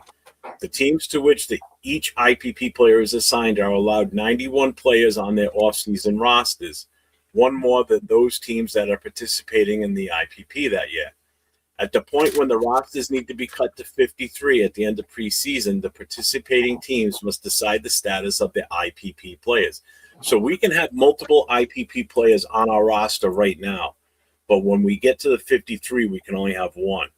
So if one of those 2 guys makes the roster, the 53-man roster, the other one can stay on the IPP. So we could have 6 IPP guys if we wanted to right now, but we're going to whittle it down to just 1 by the 53. Okay. So they can sign Laki Tasi and keep Tokyo Toe as IPP guy. Is that what you're saying, basically? Correct. Or the other way around. Oh, either way. I honestly think Matsuzawa has a better chance of making this roster, only because there's 3 other guys ahead of Laki Tasi right now. Yeah. At the nose tackle, and Butler's one of them. So that means he has to beat out 2 other guys to even get to be the backup. So either way, we're not keeping 4 guys that are nose tackles on this roster. That ain't happening. No, that's not. That don't make any sense. Anyway, so that's good news on the front. We're looking good. Like I said, we always look good on paper. Every year we look good on paper. We got to put out on the field. You know, there was mentioned that McCoy is out there practicing. Yeah, that's his rookie minicamp. That went against the regular guys. That's not into OTAs. Let's see how he goes against the veterans. Let's see what he does. The other guy, the guy, the DE they drafted, look good on paper, look good in practice. We'll see. My main thing is that, okay, we're building up. We had great free agency. We had a great draft. Let's put it all together. And I hear the noise like, oh, Rare's going to the playoffs. Rare might be a playoff team. Stop that noise now. But like you said, Jeff, you start doing that, we get high expectations. Like we were high expectations on Pete Carroll, and then all of a sudden, boom, it drops off. We don't go. We barely win 3 games. We should have went 2-15, but we went 3-14. So let's stop all that nonsense. Let's see this year. Let's put the product on the field and see this year and see how it goes. 6 games for me, I think I'll call it a winning season compared to the last 3 years. Sure, if we win 1 game more than last year, that's a win. That's success. Yeah, but it's not how we win, it's how we play on the field. If we're competitive in every damn game. That's all I care. Yeah. I don't care how many wins or losses we have. I want to see a more cohesive team out there. Yeah. Mahomes coming off. Yeah, we can't have that KC game from last year. We only got 30 plays in the game. No, we can't have that. Because teams do 30 plays in 1 quarter. We 30 plays in the whole game. We can't see that no more. I don't want to see that. Anyway, what time is it? Oh, yeah. It's almost time for lunch. It's almost time for dinner for you, Jeff. I'm still got my breakfast over here. I've been eating the sausage links. That's about it. Okay. Chad, any question want to ask Jeff? Like I said, we hashed all that in the beginning. Go back and watch it. Make sure you hit the likes on my station, Chris4Raiders, on Jeff's, of course. Definitely 401 Jeff Raider Jeff, and on Raider Nation Jason, or Amara station. It might be hers now, probably starting tomorrow. But yeah. Any questions? Anything? Any response? Anything we want to talk about before we call this a wrap? The only thing I got coming up this week is I mentioned it last night. We're taking a hiatus from the Most Notorious and the Raider Connection for the next pretty much the month of May. Thursday night on Raiders Coast to Coast with myself and LB Raider 10 Nathan. We're gonna have a special guest on. We're gonna have Brian Fowler on from All In Autumn Wind. So we're gonna be interviewing him and asking him a bunch of questions, about last year and everything that's going on with him. I did get to hook up with him last week at the draft, so him and I talked. We had talked prior to the Super Bowl in the AFC Championship, but he was going to both those games plus the Super Bowl, so his time was limited then. So we finally reconnected last week at the draft, and him and I talked, and I said to him, I'll reach out to you after everybody's back home and settled in. So we talked yesterday on the phone for a little bit. So it's going to be a good show. I'm excited for that one. And then Friday night's my No Huddle, which covers all 32 NFL teams. So if anybody's a fan of any other team in the NFL, get in the chat on Friday nights. I do the live phone calls, and then Saturday nights, Raider Nation Voices with myself and Jason Downs. So that's about it. Cool. All right, man. You guys stay tuned for those shows. Those shows are pretty good shows. Me and one thing we have it coming up. We have our not last, but we're gonna take our break because we have our Cover 3 show, and our special gonna be on the rookies defense. This will be the last one because now we're gonna take a break and get ready for Bakersfield. Okay, 805. What's up? All I know is Don is my favorite after Jeff. That's all he kept saying the whole weekend. He goes, "We're like doing better than you." I'm like, "Oh, thanks, guys." Everybody loved her out there, which is awesome. I tell you, you know what? And this is one thing I didn't say on this show. A huge shout out to her with helping out while we were out there. I mean, she's like my producer when we're out there, when we're doing all these different things. She's over there passing out my stickers, talking up my shows. I mean, she's a producer, promoter. I mean, I didn't even have to ask her to do it. She just did it on her own. It's not like I said, "Hey, when we get there, this is what you're going to do." But no, I didn't do that with her. She did that all on her own. I didn't say shit to her, So she's a trooper. She's an absolute trooper. She's your rock and your manager, man. We had a good time. You know what? Well, and I told her, I said, this isn't all about the whole draft experience. I said, this is also a time for you and I to go to a city we've never been to, see some of the sites, meet new people and just have fun while we're out there. It was tiring. Yeah, we were exhausted by the end of it, but we got to meet so many new people, and she's very outgoing, so she'll pick up a conversation with anybody. She's like a polar opposite of me. I take a little bit before I come out of my shell sometimes. But she was right in there talking to people she never even met before, and it was great. She's awesome. She was absolutely amazing. So the shout out to her big time. That was and awesome. Shout out to 805 and those guys showing up too. That was awesome to be able to meet them face to face. And Dante too. I talked to Dante before in chats, and he's been on shows with me in the past. And to actually meet these guys in person was pretty cool too. So. Well, you couldn't meet severe face to face. So at least I'm a little bit closer to his height than some of his. So I don't have to strain my neck that much. I could just kind of lift my eyes up a little bit. Yeah, that's all I was saying though. Me and Jason gonna do our last Cover 3 show. We don't know if we're gonna be here or not. We'll see. But we're gonna after that, that'll be our last show until we get back from Bakersfield. And then we'll have some updates and all that stuff. But that'll be the last show. We might do, I don't know if we're gonna do a Sunday morning show. I have to discuss that with Jason, but we're gonna talk about the defensive picks, all 6 draft picks, and some of the UDFAs that we can discuss. Who will make team, who will not make teams. That's coming Tuesday night at 6:30 p.m. Pacific time, 9:30 Jeff's time. So stay tuned for that. Jason, you got anything to say? Man, just excited. Thanks, Jeff, for coming on. Appreciate you always. No problem, man. This was fun. Yeah, definitely, man. So I was good getting together, man. A lot better than the last time the three of us were together. I was thinking about that this morning when I got up. I'm like, shit, man. The last time the three of us were together, it kind of didn't go so well.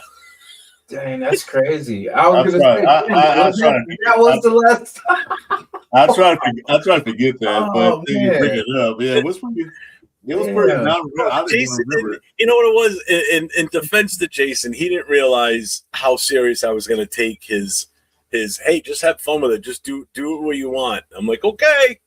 Yeah, I try to figure all about that. It's still in the archives. The boys were controlling a wheel in my head, and they just were going full speed. And I'm like, oh, we're going to do this. We're going to have fun with this. Yeah, so you guys have fun with it. I didn't. Dang, that's so crazy. That was the last time. I didn't know the game plan because he never told me what the game plan was. That was the best part. I'm like, what the hell's going on here? That was the best part because I'm looking at the vertical on the side. All I can remember is when I would ask the question, I'm like, "Oh, we're gonna go start at the top," and then Chris would be at the bottom, and he'd flip himself to the top, and I'm like, "You know what, Jason? Why don't you answer that first?" And then he'd be like, "Oh, we'll start with Jason, right?" Every time I would ask that question, we're gonna start with Jason, right? Of course. Only thing Jason told me, "Hey, we're gonna do a thing with Jeff." So okay, cool. But he told you the game plan, gave you all the script. I had no script. I was out the cold. Like, what the hell? Oh, he gave me the script, but I went way off script. Yeah, I was gonna say actually, it kind of went. I didn't even get the script. I didn't even get the premises of the whole show. I know what we were doing, but I didn't know how. Like, what the? Yeah. Yeah, kicking man while he was down. That was probably one of the more fun shows I've done, but yet. You had fun with it. You and Jason had I felt horrible after that, though, because you and I didn't talk for like a week and a half. No, I didn't talk to you. You called me. Yeah, you didn't even reach out to me for like a week and a half. I'm like, I'll just let him go. When he's ready, he'll get back to me. That was, I think, the longest time stretch that we went without talking to you. It's so pissed. Like, you guys look at us now, huh? Look at us now. If anybody doesn't know what we're talking about, go back to one of their channels. And when was that? No, that was a long time ago. That was after that was after we hired Pete Carroll, like a month after I hired Pete Carroll. Like a year from go back a year or so on either one of their channels and watch that show where I was on. Watch that show. Do not watch that show. Well, if you want full context of what happened, go. Yeah, Jason, you tell them. Go watch it. Oh my god, it's worth it. You watch Chris from being so happy, and now I'm on the show with them and talking, and then he just gives you that look of just pure disgust and piss. He left the show a few different times too, if I'm not mistaken. I left the whole show. I said, I'm out of here.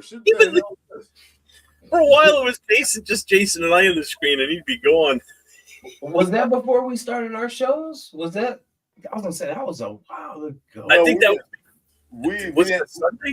I think it was this show. It was a Sunday show, wasn't it? No. It was during the week. It was like before we did Cover 3 show. Started doing that. We did a couple shows together, but oh, that's right. Yeah, we just did before we some started Cover 3 show. Yeah, that's right. It was before Chewy got involved.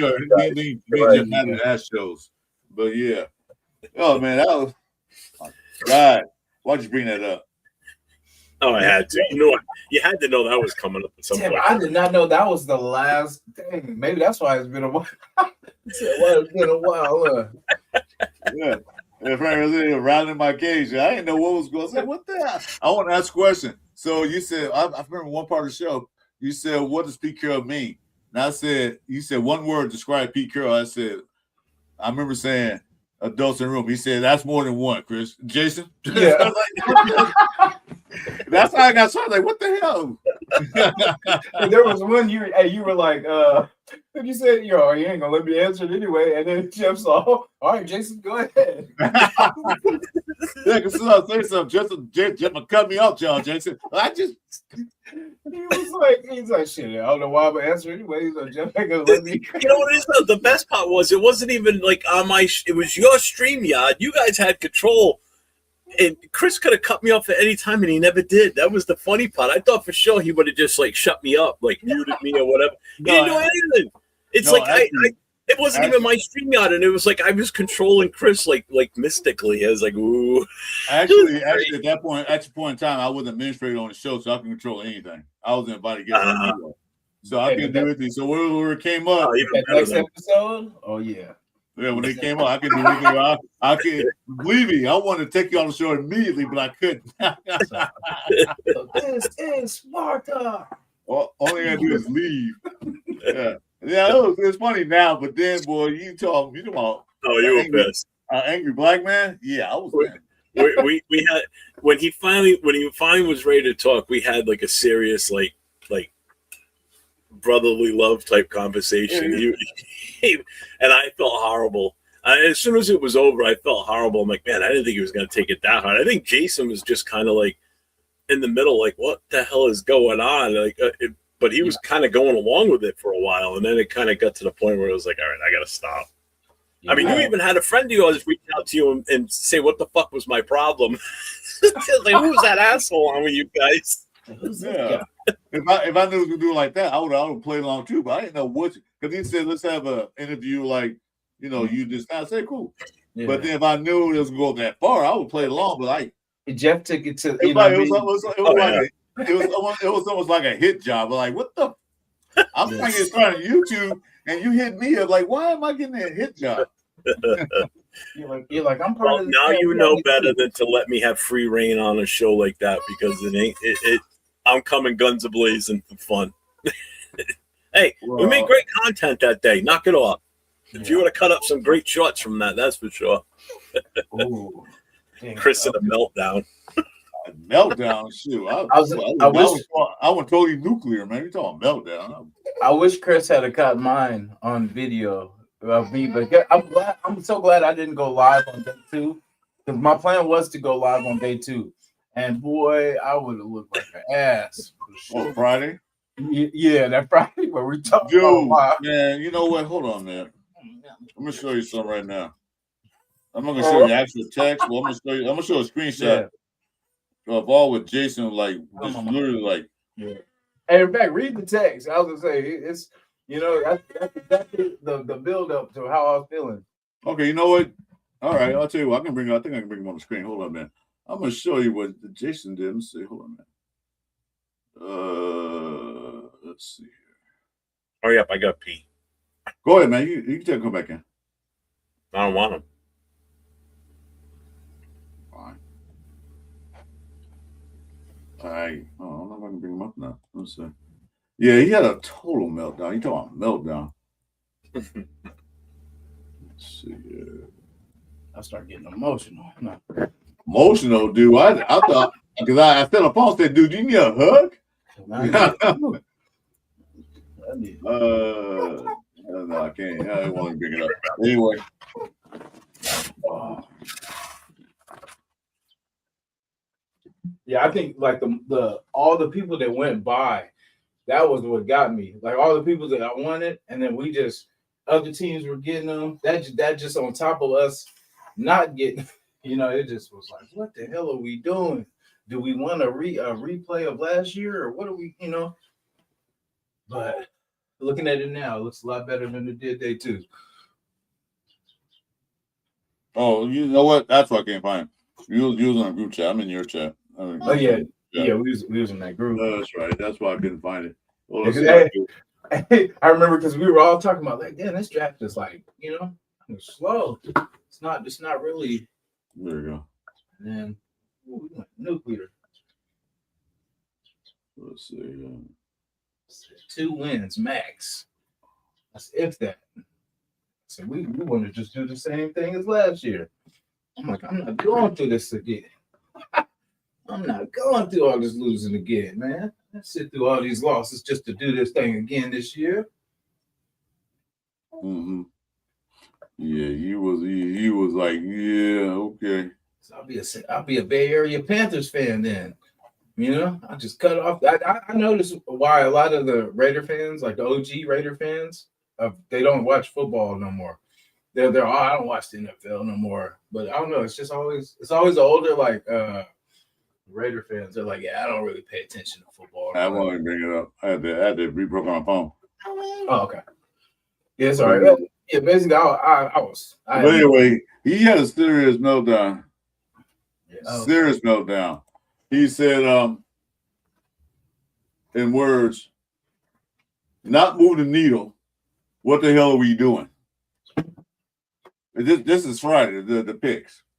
Yeah. He just went and it was nonstop. It was like each text was like 100 words or better. Each text was like, dude, are you okay? I'm like, why the hell we need an edge rusher? We got hella edge rushers. I'm like, we need PTs, we need wide receivers, we need DBs. Like, why are we picking up? And then the Zoom. Like I said, I like Zoom as a player. I picked him too on a couple mocks too. I like him as a player. It was just we passed. It was who we passed up. I like the dude. It was from Arizona, Ikenor, because like how you say with Zoom. Ichenor. Yeah, that's who I wanted, bro. Because he's nasty. Like after the play, like he's that play after the whistle type. You know what I mean? Where he's still going. You know what I mean? And I think that's what it was when you have your heart set on certain players and then you don't get them. It just like McDonald. Yeah, that and then just seeing everybody get better, and then I'm like, what are we doing? Yeah. Jason says this. He said, not moving the needle like the S pick, but we missed out on McDonald, Ponds, OTs, DTs, both not loving this draft because it feels like we're taking the leftovers. That's what he said to me. And so what I said, so I text him back. Okay, that's what you do, dude. Want me to sell you a ticket to Bakersfield? He said, no, I'm going, but I'm like, no, I'm going, but I'm pissed. No, I was like, I'm going, but I'm not gonna like it.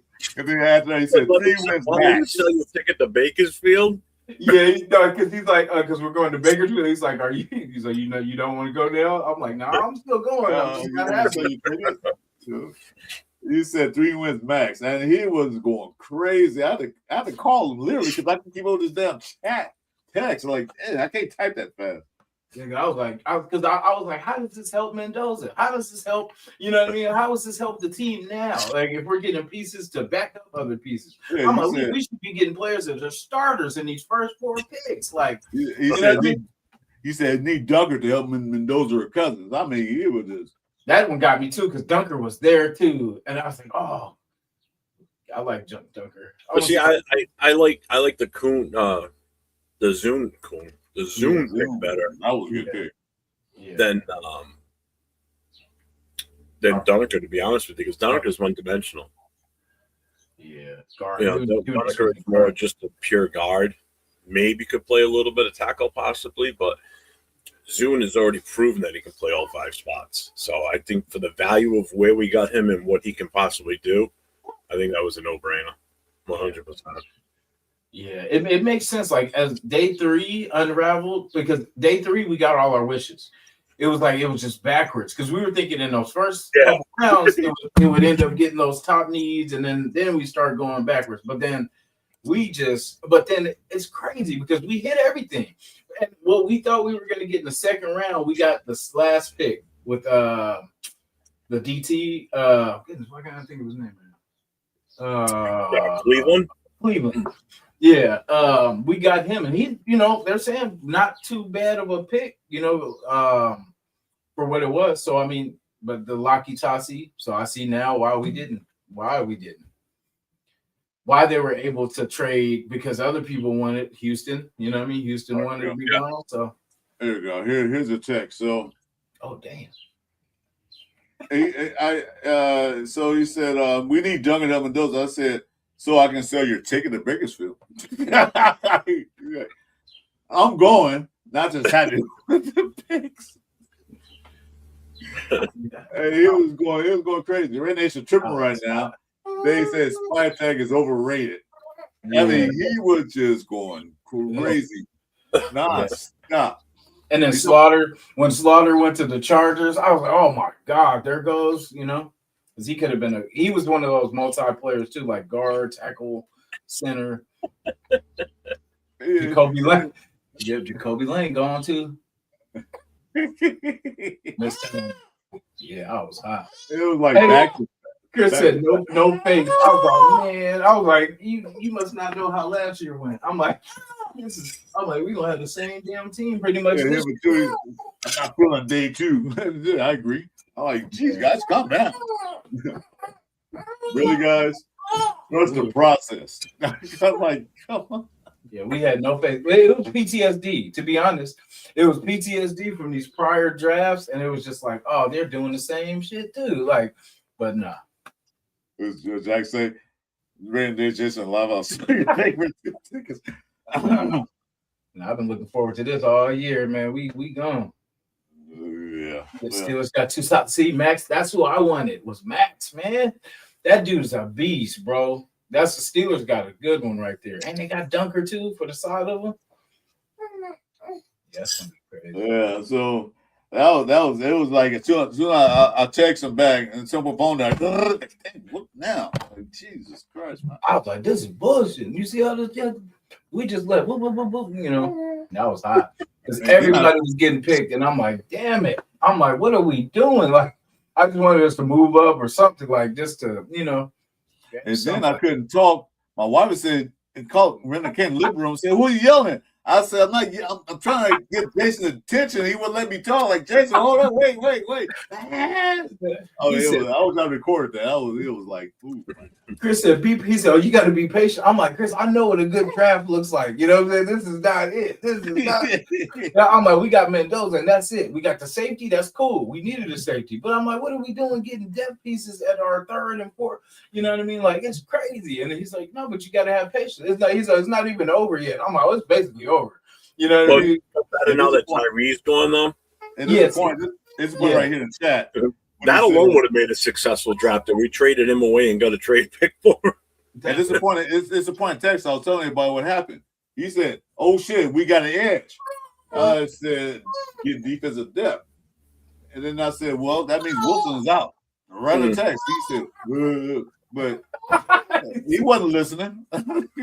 Yeah, I was set. Boy, I was set. I told him, too. I was like, there's nothing you can say to convince me otherwise. He did.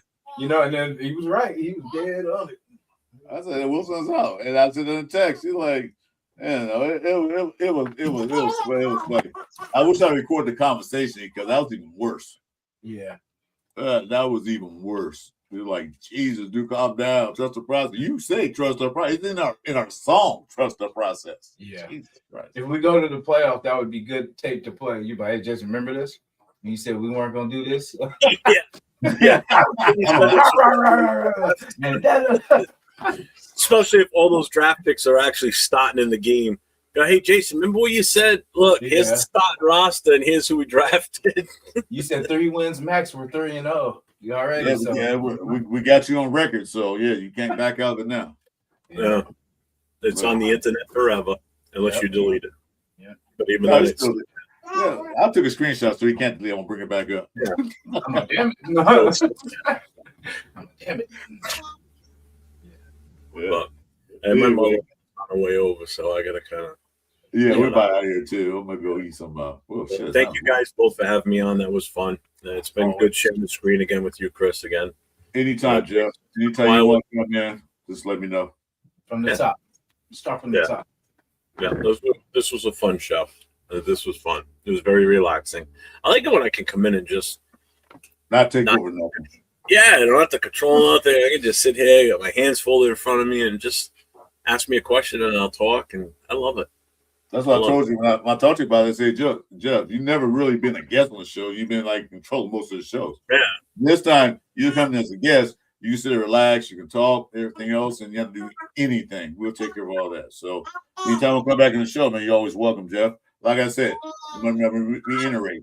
If you guys saw the beginning, go back and watch the very beginning of the show, and me and Jeff talk about what's going on. So Yeah, there's no beef. No, it's good. No, you know. Closest to a beef we had on that show we just talked about a few minutes ago. So yeah. Only beef I got around Jeff to bring over that damn history of me. You guys put it together like I still have to get that. That is crazy, dude. I'm like, damn, we gotta get together a little. If there was a beef, that's the only time it happened for that one show.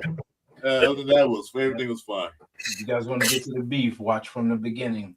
Rewatch. Oh yeah.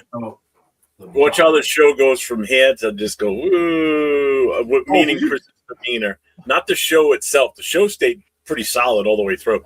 Just watch Chris go from up here like so happy and excited that we're doing the show together, and then as the show goes on, Chris's momentum goes like this, blacks out and closes out a couple of times, comes back in, and then he's like, "Oh, yeah, you got it, totally worth watching." Man, it's funny now looking at it, but then it wasn't funny to me. Oh, it was pretty funny that day too, but well, not for me, it wasn't. You guys enjoyed the hell of it. I did. For you, yes. For me, I'm trying to go back. I'm trying to go back so I can see. Yeah, I'm gonna go see if I can find that show. Yeah, well, I go to history and I can tell you. You guys go back and watch it. You'll find it hilarious. That was last year. Yeah, it was about a year ago. Yeah. Let's see. Let's see if I can find. I feel like, you know what? I think it's the press conference show. I think we. It is. It was press conference. We literally have the us as the press conference. It was a press conference. Yeah. Watch it be a year exactly. I think was that after Baker? No, I think it was after Bakersfield, if I'm not mistaken. Or no? I think it was before. Oh, okay. Any blunt Well, to go? all right, I got to get out of here. Just everybody that hasn't subscribed or ring that bell or thumb up. Make sure you guys get over to both these guys' channels, Raider Nation Jason and Chris4Raiders. Chris is this close to getting to that next goal. We're going to get him to that 500. So I appreciate everybody that was on my channel too, but I got to go. That's it, Jeff. Thanks for coming, brother. Much love to you, bro.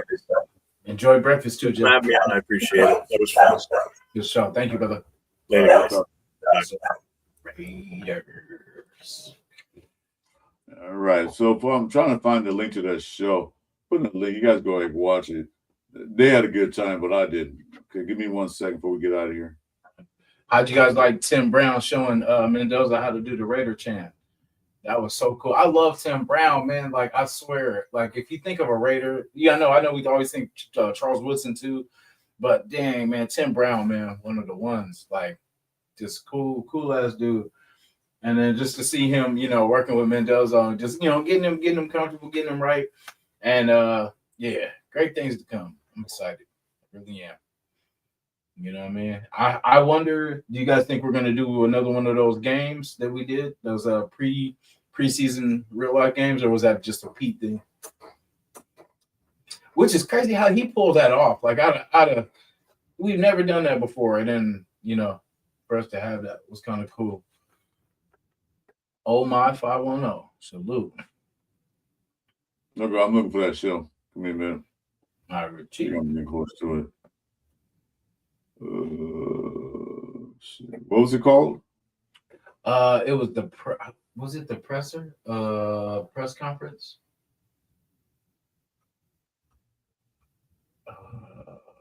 It's a picture of me and you on the stage, sitting there with the Raider tees, like the presser. Let me see. I can check. To find it too. Oh, Geno shit. Smith, Oh, first one.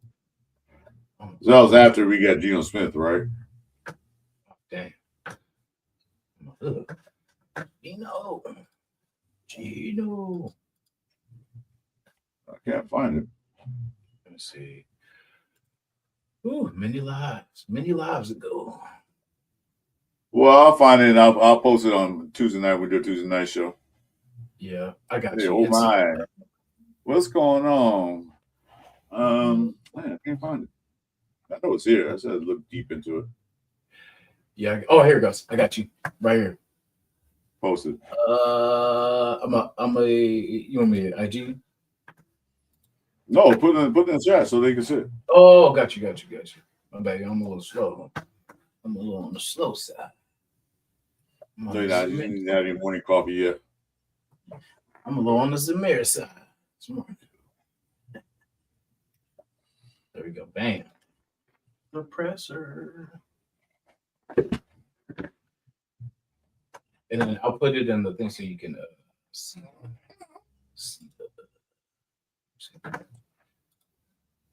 Is that it? Yep. Anybody, you guys take that link down and copy it. That's a show that Jeff and Jason was talking about. That I had my total meltdown. Literally had a meltdown. You go back and watch that show. It was funny to them, but was not funny to me because I didn't know what was going on. I just couldn't deal with it. But yeah, you can copy that link, go to YouTube and watch it. I watch it now. It's funny, but then it wasn't. But you guys get a kick out of it. That's last time me, Jeff, and Jason was on the same show together. So go ahead and enjoy that while you can, because I'm gonna make sure it gets banned permanently from YouTube. He's there. Watch it now before it's gone. Yeah, before it's out of here. Yeah. Anyway, we're gonna get out of here. Stay tuned for Tuesday night. Me, Renee, Jason. Like I said, we waiting on Chewy. Chewy has some things going on. We can't discuss that over the air because that's his personal business. We might have a special guest. So if anybody wants to come in the show, either hit me up on IG or IG and let me know you can be a special guest on the show because we have 3 people on the show. Just let me know. All right. I am Chris4Raiders. That's Amara. And the other guy the guy behind him is Raider Nation Jason. Thanks for joining us. Special thanks to my boy Raider Jeff. 401 Raider Jeff. Thanks for coming in and sharing his experience with the draft. And until then, guys, we'll see you Tuesday. Like we always say, what do we say, Jason?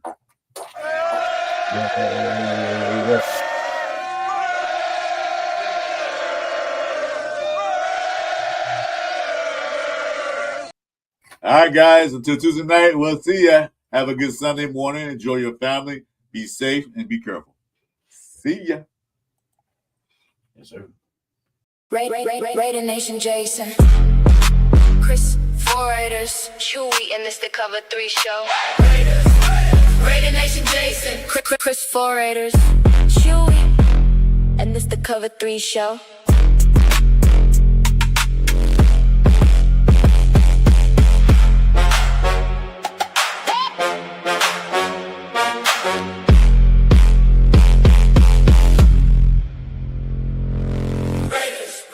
Raider Nation Jason. Chris4Raiders. Chewy, and it's the Cover 3 show.